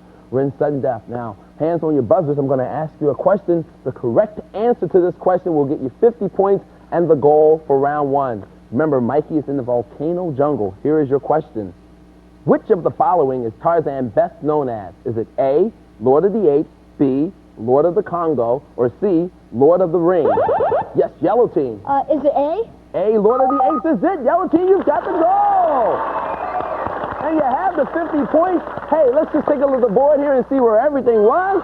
Pow, there's everything. There were a couple of prizes. Nobody snagged them. But that is all right, because right now, yellow team has 110. Red team has 50. And when we come back, the points are double. You know what we're going to do. We're going to head to round 2.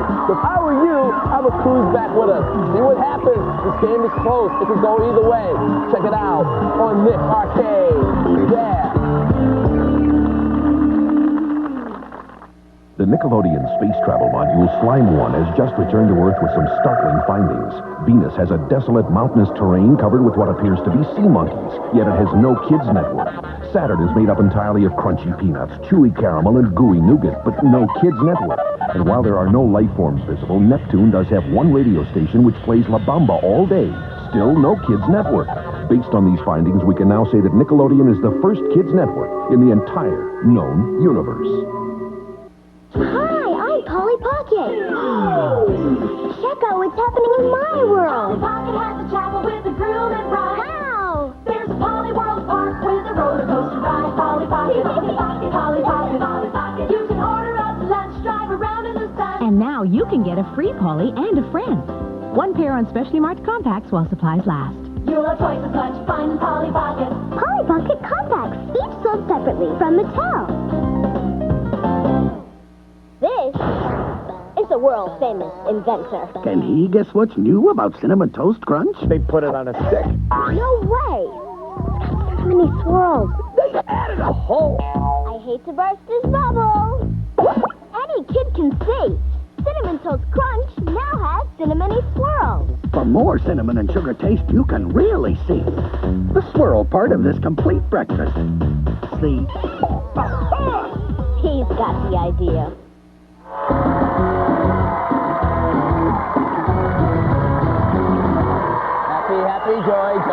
Happy, joy. Why are we so happy? Because we're here for round 2, and joining me is Patrick of the yellow team, Christopher of the red team. They're going to be playing Crater Ranger. Now remember, in this game, you have to maneuver your ATVs over this dangerous alien landscape. You have to avoid craters and explosions and other pitfalls. Whoever drives their vehicle the farthest in 30 seconds will get 50 points and control of Mikey, the video adventurer, for the start of round 2. Guys, into position.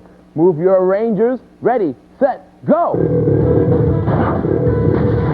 Ooh, red team is out. Right now the score is still pretty close though. It's at 45. A lot of maneuvering, a lot of driving, steering around everything, steering around astronauts and jumping over rocks.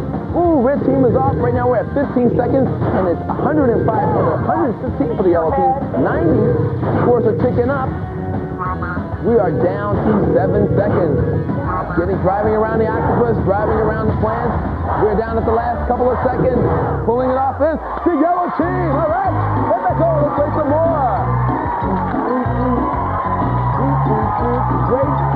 Great steering, Patrick. Hey, gang, yellow team, you got the face-off. 50 points added to your score. But hey, Andrea, tell us where Mikey's headed for round 2. Well, Phil, in round 2, Mikey's working his way around the base of the active volcano Mount Floafuse. But there's more than just lava to be careful of. That witch doctor is still hiding somewhere in the bushes. Guide Mikey past the goal, and you will earn 100 points. Take it, Phil. Hey, thank you. I have it, Andrea. Now, gang, remember the 4 P's are still up there. Points, puzzles, pop quizzes, and prizes. The witch doctor, you'll want to watch out for him because you'll lose control. Now, all questions in round 2 are worth 50 points, and the team with the highest score at the end of this round will be going into the video zone. That is it. Now, yellow team, you won the face-off. You're up to 160, and you have control. Move Mikey, please. Down, please. Mikey's going down. What was that? Now, this is another one of our video puzzles. Now, we're going to rewind some video of a common household item, and all you have to do is figure out what was that before we trashed it. The first team that can buzz in and tell me what it was before we trashed it will get 50 points and control of Mikey. Let's take a look at what's left of the object, and here is a clue. There's a hidden message in every one. Okay, let's roll the video. Oh, gee, yes, yellow team. Is it a fortune cookie? Oh, let's take a look and see if it's a fortune cookie. Did yellow team pull it off? They pulled it off in one clue. Excellent job. Great eyes. We're going to add the 50 points to your score, and you get to move Mikey again. What direction? Right. Mikey's going right this time. Pop-up a quiz. Pop-up a quiz. I have a question for you in the pop-up a quiz. Hands are on your buzzers. This is for control and 50 points. Remember, Mikey is in the volcano jungle. An Anopheles is the scientific name for which insect that spreads malaria? Is it A, dragonfly, B, mosquito, or C, tsetse? Yes, yellow team. Is it B, mosquito? B, mosquito is it. Yes. 50 more points added to your score, yellow team. You're up to 260. And guess what? You still have control of the big M, the Meister. What direction would you like to move him? Down, please. Okay, Mikey's going down a little more. Ooh, the witch doctor got, excuse me, but control now zips over to the red team, and you get to move Mikey this time, red team. Left, please. Mikey's taking a trip to the left. A 50 point square. Woo! Point square. Add that 50 points. You snag some points there. Great with that, and get to move Mikey again. Down, please. Okay, Mikey's moving down this time. Pop quiz. Here is your question. Hands on buzzers, everyone. Which fruit-eating jungle bird species is the mascot for a popular breakfast cereal? Is it A, the ostrich, B, toucan, or C, big bird? Yes, yellow team? B, toucan. Hey, he follows his nose. He always knows. He's got 50 points, and they're up to 310. You get to move Mikey now. Yellow team, you snag control. Down, please. Mikey's taking another trip down. The video challenge. Yellow team cruising back this way. We're in the jungle. Booga, booga, booga, booga. Hi again. Gang, you know what goes on here. I need to find out who's going to be playing. I will. You're going to play? Oh, okay. Anika, hang on to the board. Patrick, you get to choose from ActRaiser, El Viento, Thunder Spirits, or Toki. Robo Army is out of it. Which one of those 4? Thunder Spirits. Thunder Spirits. Head on over to Thunder Spirits, and Anika, come on over with us. Now, this is a space shoot-'em-up game where you have to pilot the fighter ship Vrax to defend the Commonwealth. This game has 8 stages, and today on Thunder Spirits, our Experts Challenge is 2,500 points in stage 1. You have to meet or beat that in 30 seconds. Now, you have 310 points. Your opponents have 100. Of your 310, write down how many you're willing to wager on your partner beating our expert. You have 3 seconds. Do it now. Another wager. She is done. And I'll tell you, my friend, to turn around here, grab the controller. Ready, set, go. He's flying. All right, he's shooting up everything in his path. Each ship gets him 100 points. Oh, he just got blown up. Basically, you're firing everything as he flies through this cavern. Okay, he's avoiding being hit. Doesn't really blow any. He's up to 1,200 points. He has to get 2,500. He's making sure he's not getting hit. Oh, it looks like he was damaged, but he came back with another ship. He's got some shield power happening there.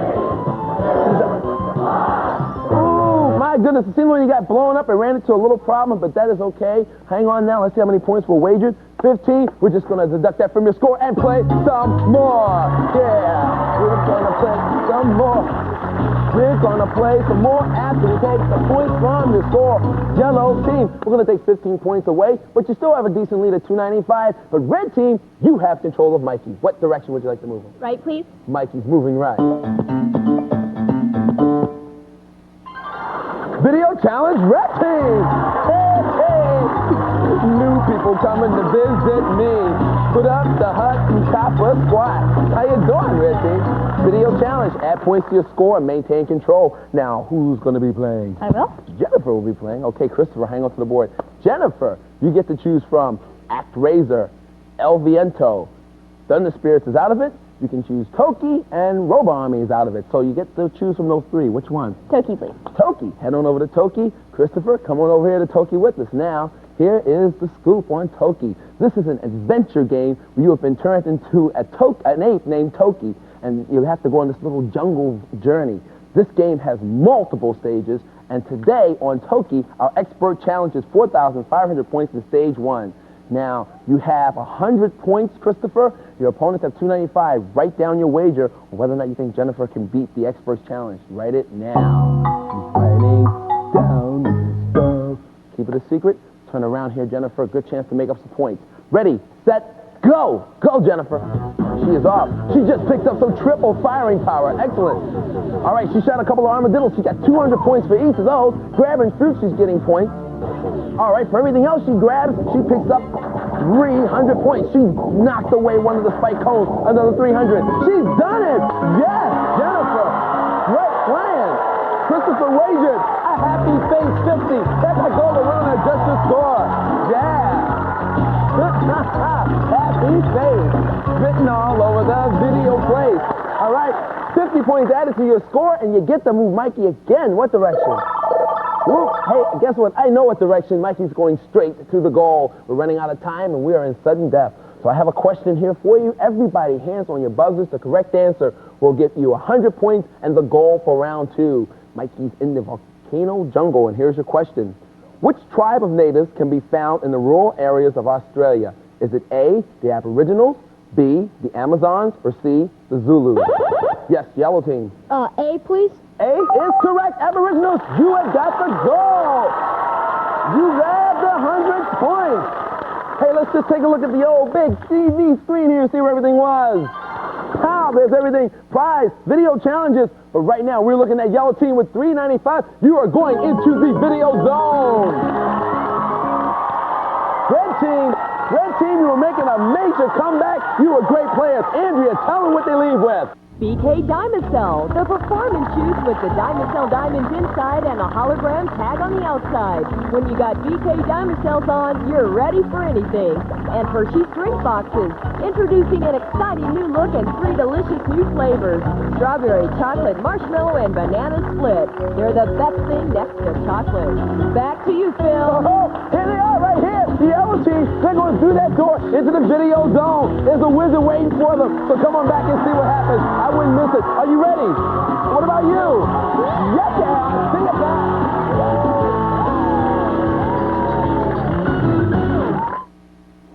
Prepare for the next level. Nick Arcade will be back after this. It's a big couch. Someone's got to sit in it. Get your butt on the big orange couch and snick this Saturday on Nickelodeon. From Adamu Mesa, a new legend is born. Heroes with hooves and hides and horns. Wild West Cowboys! Sheriff Caribou was whipping up a scheme, and his cowboyish gang was looking real mean. But Moo Montana's always ready for trouble, and he stopped that sheriff with his quick draw double. Wild West Cowboys! Colorado roped him as a matter of course. Geronimo rode the iron horse. With cannon blazing, he showed him who's best. The good guys win. That's the code of the West. Wild West Cowboys come with everything you see here. Figures and iron horse each sold separately. It seems no matter how much you want a crisp, delicious Eggo waffle, there's always someone who wants a little more.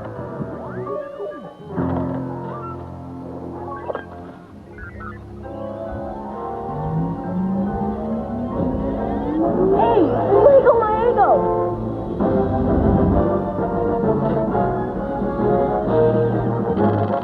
Crisp, delicious Eggo waffles, part of the nutritious breakfast. Isn't technology wonderful? Hershey's drink box now comes in chocolate marshmallow, strawberry, and banana split. Hershey's new flavored drinks. The best things next to chocolate. You are in the ozone. And now back to Nick Arcade. We are back, and these two are ready to do battle with Scotia. Now, here's your challenge. Player 1 has to collect 3 bunches of bananas sitting high in the jungle tree. Touch the toucan, snakes, piranhas, and coconut-throwing monkeys, and they will all take your power away. Go under the waterfall or touch the golden idol, and a rope will appear to help you over it. Collect all 3 bananas, and here's Andrea to tell you what you get. Hang 10 clothes for kids, the original California classics everybody will want to be seen in. They're cool and comfortable. Hang out in Hang 10. Now, player number 2 will be on an enchanted flight to recover 3 magic rings. Hit the magic lamp to restore power, but avoid the genie, royal guard, gate traps, cobras, and guard dogs. Also, watch out for the sword-swinging guard and baby dragon. Collect all 3 rings, and here's Andrea to tell you what you'll get. The Vivitar 320Z compact autofocus camera with built-in power zoom lens. Beautiful 35mm pictures from scenics to portraits from Vivitar. Now, with the time left, you'll both take on Scotia in the wizard level. Catch 3 floating orbs while avoiding dangerous fireballs and creatures. Touch the spinning hourglass, and you'll freeze everything for 5 seconds. Beat Scotia by catching all 3 orbs, and you will win today's grand prize. Capture all the family fun and festivities with this full-size Zenith camcorder with 8:1 power zoom that makes it easier than ever to create professional-looking home videos. Good luck in the video zone. Hey, get in there and do battle with Scotia. Go, go, go. Yes, she's waiting. All right. Okay, a lot of jumping and ducking is going to be done, but I feel good about these two. They're in position, ready, and go! Okay, he's climbing up. Bam, the first bunch has been gotten. Second bunch on the way, 1 power unit down 2 power units, okay? For 2 bunches of bananas, there's the rope. The big swing's about to happen. Whoa, whoa, a little bit fast over the water. Bam, all 3, all right. We are started now. The enchanted flight on the way, and Nika's flying. At 40 seconds, down. 1 power unit gone. Bam, but there's 1 ring. All right, the genie tried to zap at 34 seconds. Missed, and another ring was captured. Down to 3 units of power. Up, over, bam. Got the power back full, and the 3rd ring is begotten at 26 seconds. They're going to do battle with Scotia. Start has to be hit. Start has been hit. All right, we're at 20 seconds now. 1 orb has been gotten. 18 seconds. Let's get some moving, gang. Let's get some moving, gang. We're down to 13. All right, the hourglass has been hit. Let's move. Let's go get it, gang. We're down to 7 seconds. Oh, my goodness. Ran out of power. We are getting down to the last second. Oh, my goodness. Hey, listen. We're out of time. They ran a great run. We'll see you next time on Nick Arcade. See you. Bye. Yeah.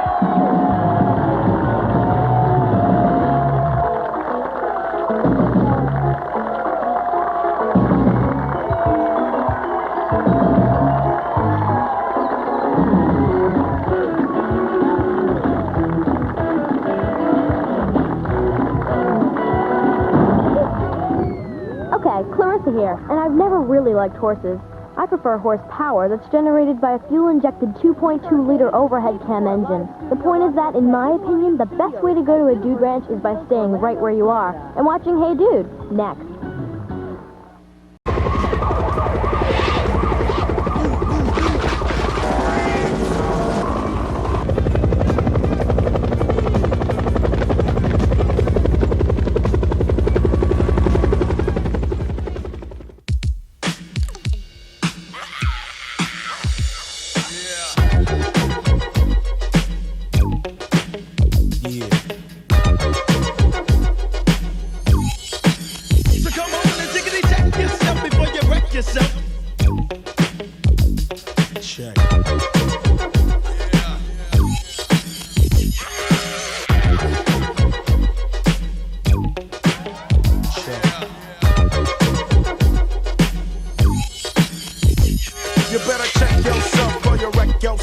I'm bad for your health. I come real stealth, dropping bombs on your moms, kill car alarms. Doing foul crime, I'm that brother with the Alpine soda 460. Always let tricks know and friends know we got that endo. No, I'm not a sucker, sitting in a house of pain. And no, I'm not the butler, I'll cut ya, headbutt ya. You say you can't touch this, and I wouldn't touch ya. Punk, you a sucker. Here to let you know, boy. Oh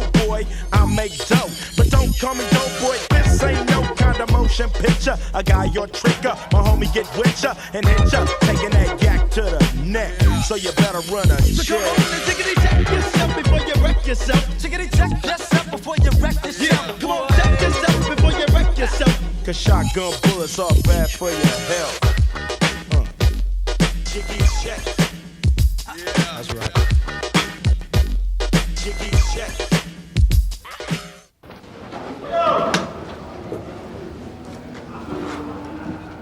Operator 187. Yeah, collect call from Q. Hold, please. Phone check, homie. Man, wait. Hello? This is the operator with a collect call from Ice Cube. Do you accept? No.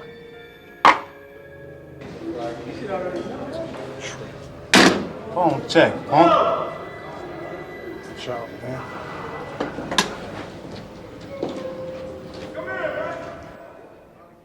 Tricks wanna step the cube and then they get played. Cause they trick made, pulling out a switchblade. That's kinda trifle, cause that's a knifo. AK-47, assault rifle.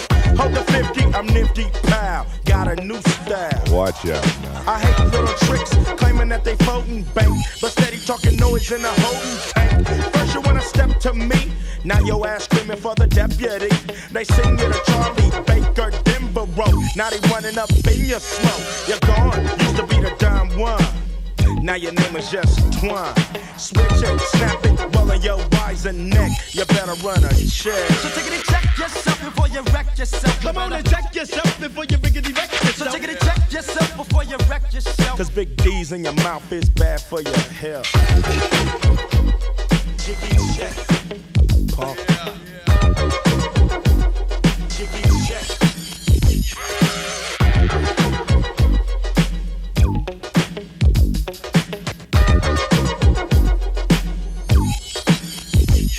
If you foul, you better run a make on that license plate. You could've had a V8 instead of a .38 slug to your cranium. I got 6 and I'm aiming them. Will I bust or keep you guessing and kill you when that noise you're stressing? Trick, get off the wood, you're no good.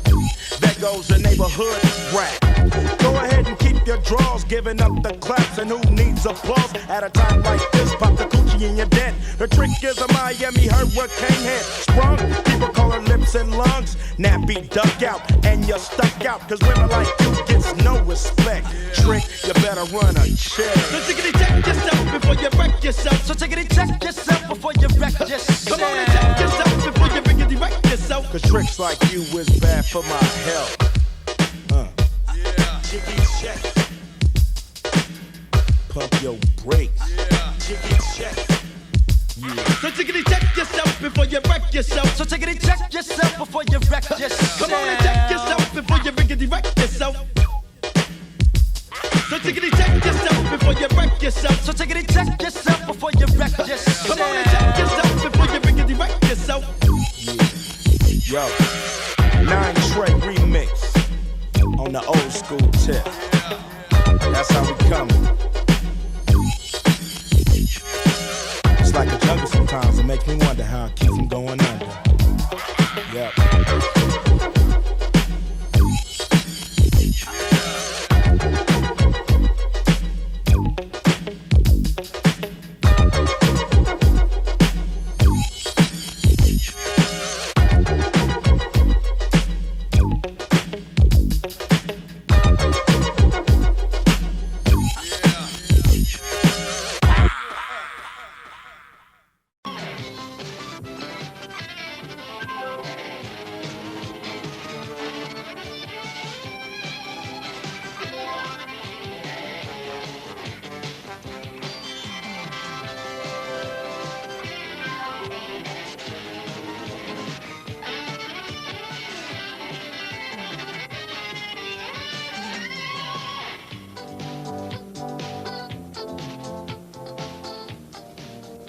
I'm Bob Keeshan, and welcome to CBS Story Break. Imagine a world where people raise dragons and train them to fight. A world where slavery still exists. Today's story takes place in just such a world. It's about a young slave boy named Jackin, who is determined to win his freedom and must use all his courage to escape. Based on Jane Yolen's book, here is Dragon's Blood.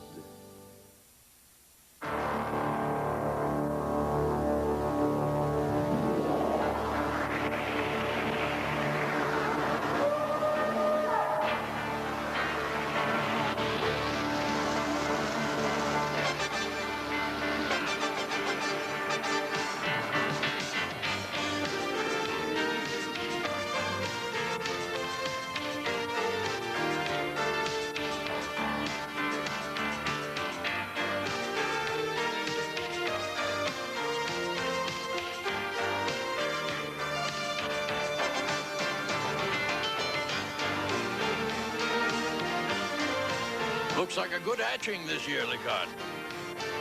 We'll have plenty of good fighting dragons for the games at Krakow. The dragon trainers will have a good batch to pick from.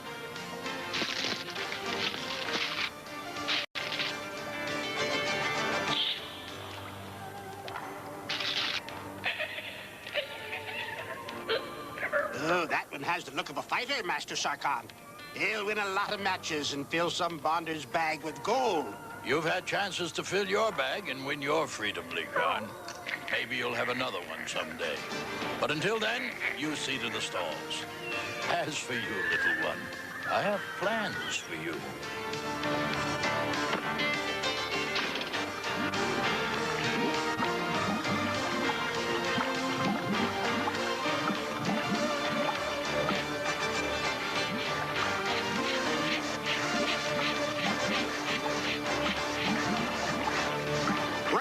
You bonders. Maybe you'd like to join Blood Brother in his band. I'll take boiling mud over Licarn's breath any day.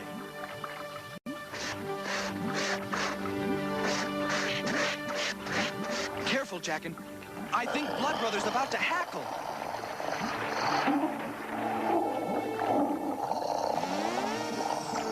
No, Slack. He just wants to play.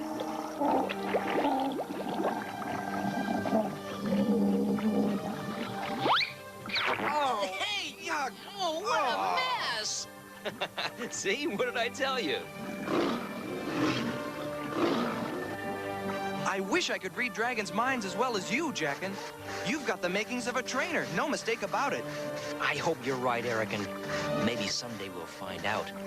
Dreams won't fill your bag, Jackin. Why don't you steal an egg and try to raise it?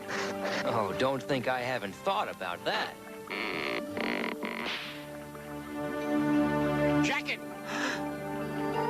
That was a brand new brush, Wormgrot. How am I going to explain that to Master Sarkhan? Licarn, it was an accident. I'll pay for it out of my bag. Don't bother. I'll just take it out of your hide. Blood Brother, help! Look out! Blood Brother's hackling!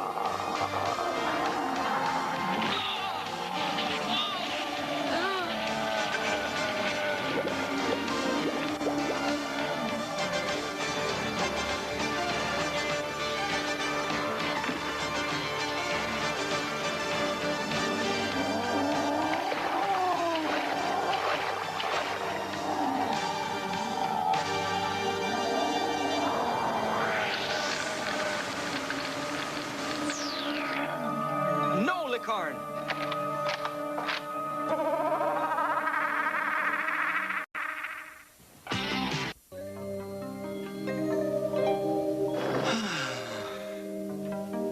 Relax. You're not going anywhere for a while.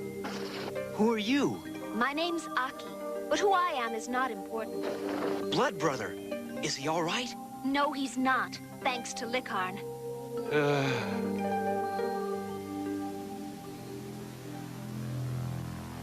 How many chances can I give you, Licarn? How many times can I overlook your temper? It wasn't my fault. That young bonder Jackin. Quiet! We grew up together, but I can't let you get away with this. There's no difference between us but half a bag, Sarkhan.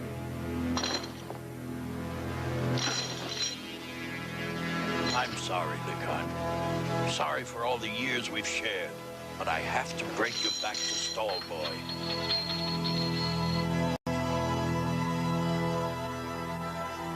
You mend quickly, Jackin.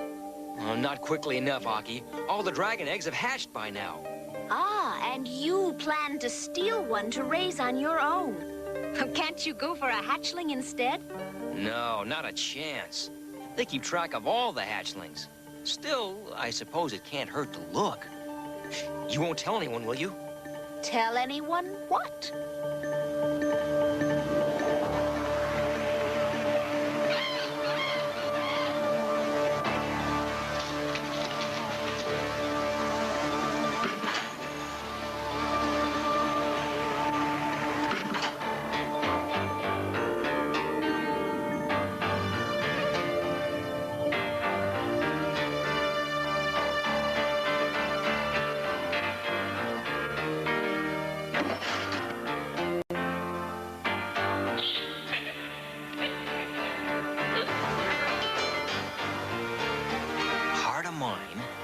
Heart's Desire by Blood Red. 4 hatchlings.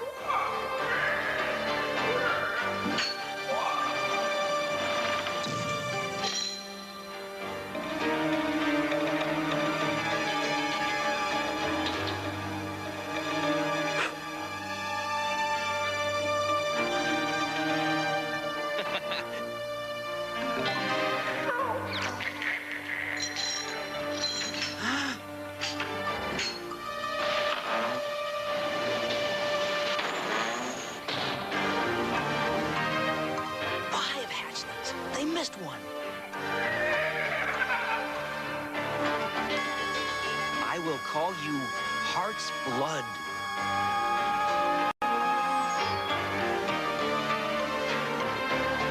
I may be missed, but I've got to get you away from here.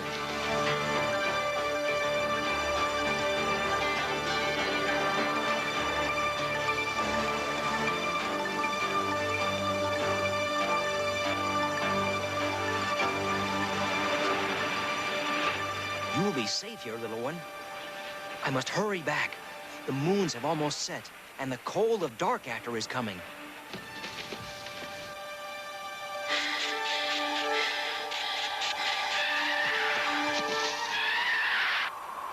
Oh no! A track!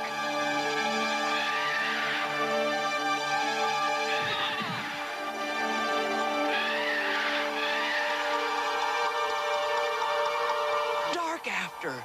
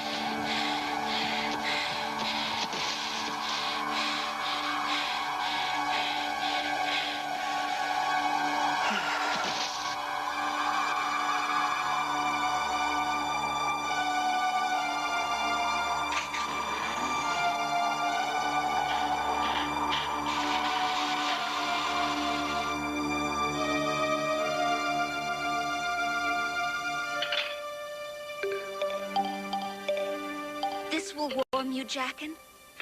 Why did you risk death during dark after? Answer the question, Jackin.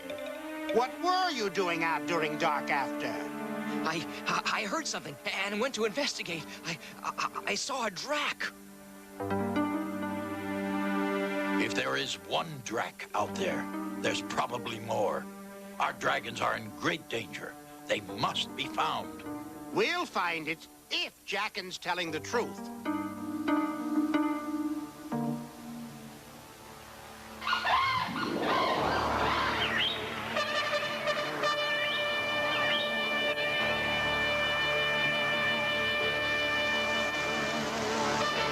I don't see anything. Do you? Quiet. Drac have keen ears.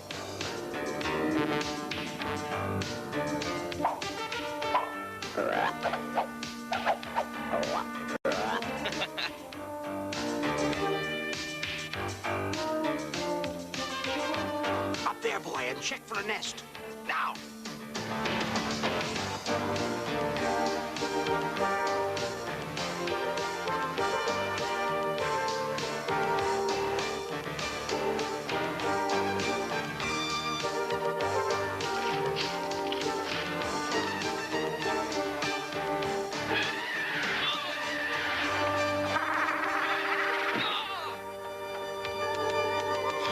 What happened? The drac! Lickon got it. He almost got you, too. You saved my life. Thanks. Never mind that. Did you find a nest? Drac usually travel in pairs. Still, maybe this one was a loner. Let's quit while we're ahead.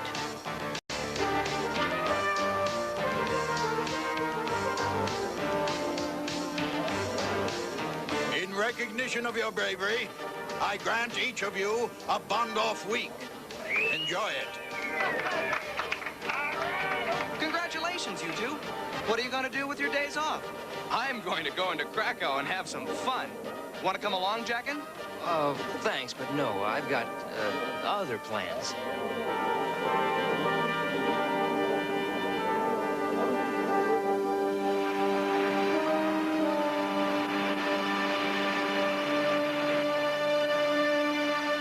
A dragon skin.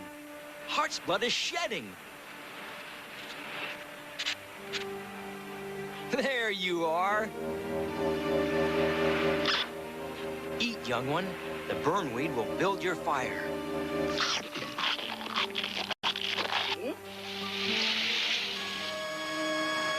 You will be a mighty fighter, and I will use my mind to teach you how.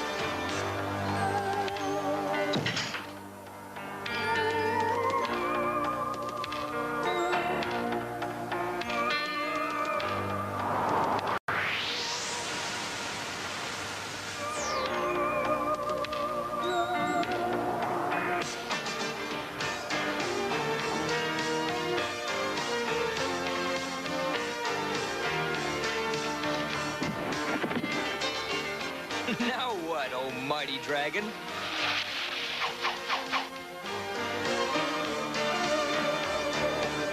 Well done, Heartsblood. We will call that the Great Upset. Stay back, Heartsblood. It may be another drac. Oh, he's a beauty. Can he fly yet? Well, not yet. How did you know where to find me?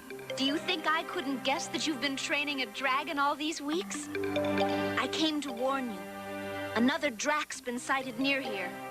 Oh, no. I can't leave him here at the oasis if there's a drac about. Don't worry. I know of a cave nearby. It'll be safe there. Good. Let's go before it's too late. I think it's already too late.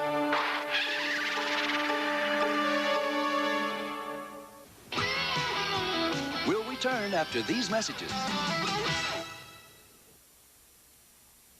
What's happening in the land of Rainbow Bright? We represent the color kids, and in the name of Rainbow Bright, we brighten up our rainbow land. Murky Dismal and Color Kids, each sold separately. Colors? What good are they? Green's fun, like me, Patio Green. And doesn't this violet make you smart? Like me, Shy Violet. Ah, booey. Rainbow colors bring happiness. Shy Violet, Patio Green, and Murky Dismal, each sold separately. From the world of Rainbow Bright. By Mattel. I'm moving my feet for a taste so neat. That yellow Pop-Tart taste. Pop, pop, pop, pop, my feet can't stop. Until they pop up nice and hot. Because they taste so good. I'm moving my feet to the Pop-Tart beat. Moving real fast, cause they sure won't last. Real fruit on the inside, great taste on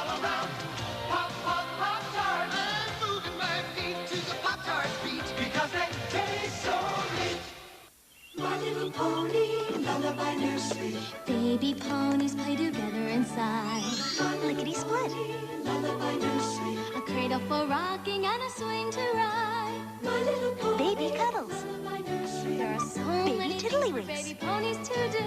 My little pony. Each sold separately. I love you, my baby pony. My Little Pony Lullaby Nursery comes with tiddlywinks, and all you see here are other baby ponies sold separately from Hasbro. And now back to CBS Story Break.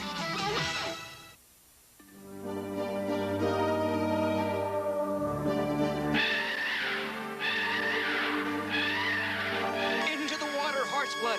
Hurry!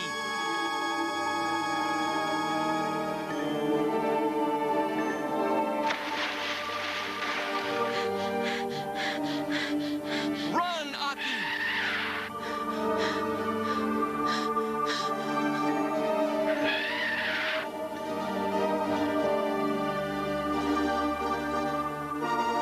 Look!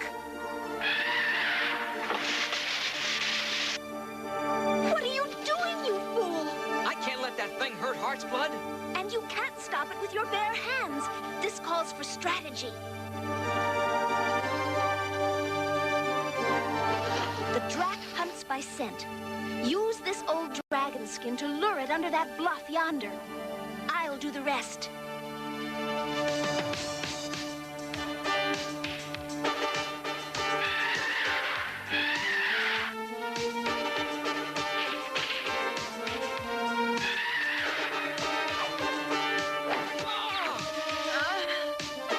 Heart's Blood, help me!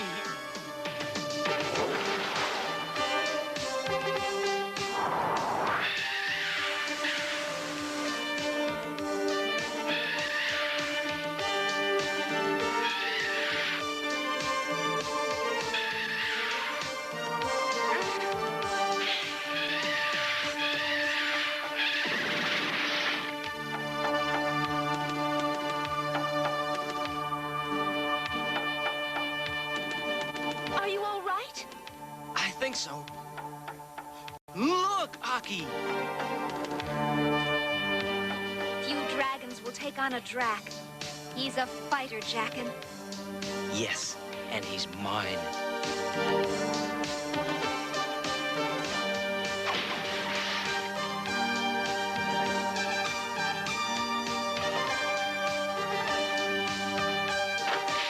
Good, Heart's Blood. Snap your opponent's horn just like that. But remember, never draw blood. Skill, not slaughter, is the game.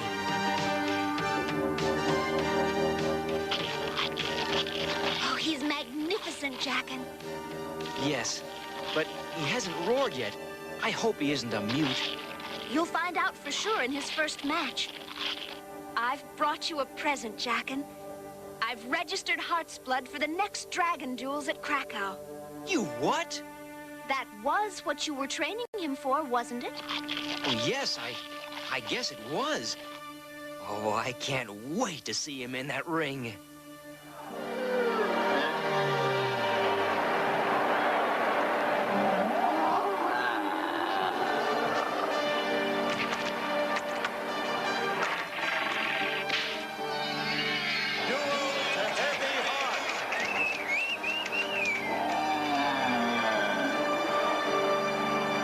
Heavy Heart? That's one of Sarkon's dragons. He's here.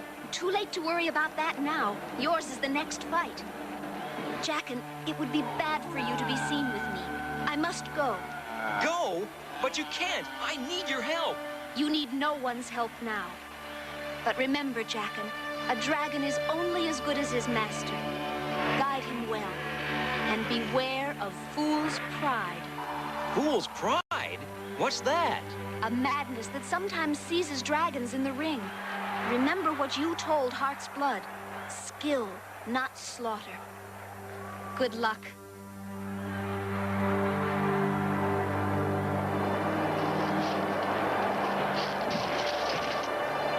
Heart's Blood versus Shining Jade.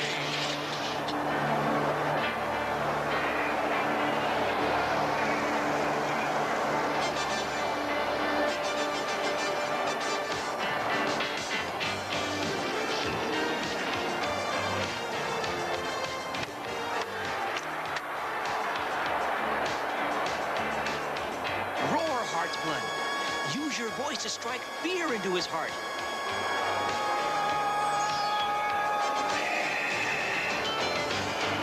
The red's a mute. That puts him at a disadvantage. A fighting roar could be a strong weapon.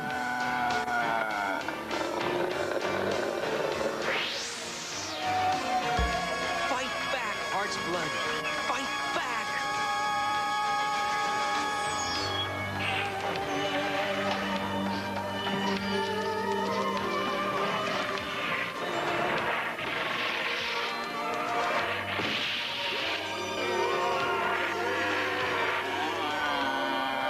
Oh, my poor Heart's Blood. Licorn! Heart's Blood is his name, is it? And just where did a poor bonder like you lay hands on a fighting dragon? You stole it, didn't you? I think we'll go have a talk with Master Sarkar. No, not now. My dragon needs me. Have your fun now, boy. You'll pay for it later.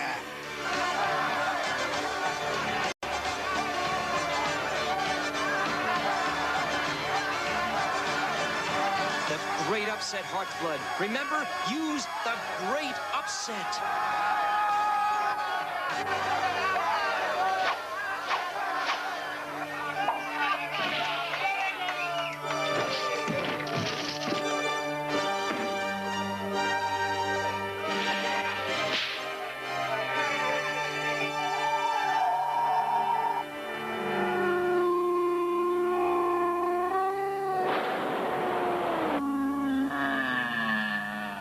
What is it? What's happening? It's Fool's Pride. Shining Jade is ashamed of having lost. He's demanding death. He'll scream until Heart's Blood attacks out of anger. And once that happens, you'll have nothing more than a wild animal on your hands. No, I can't let him lose. Don't give in, Heart's Blood. Don't listen.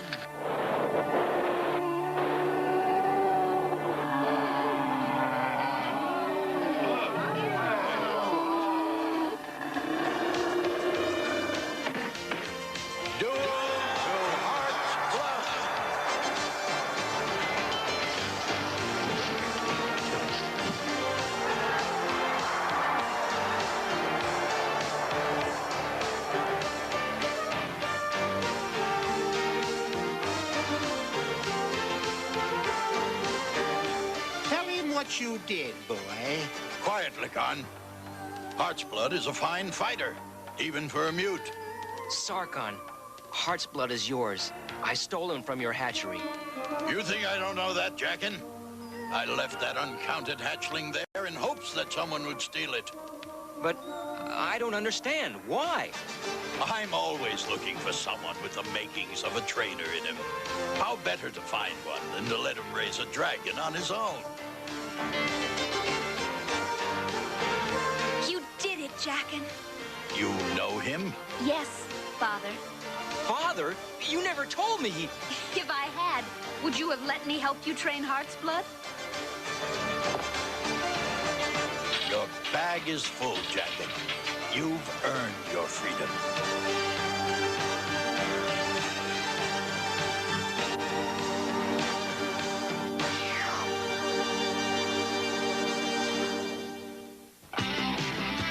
We'll return after these messages.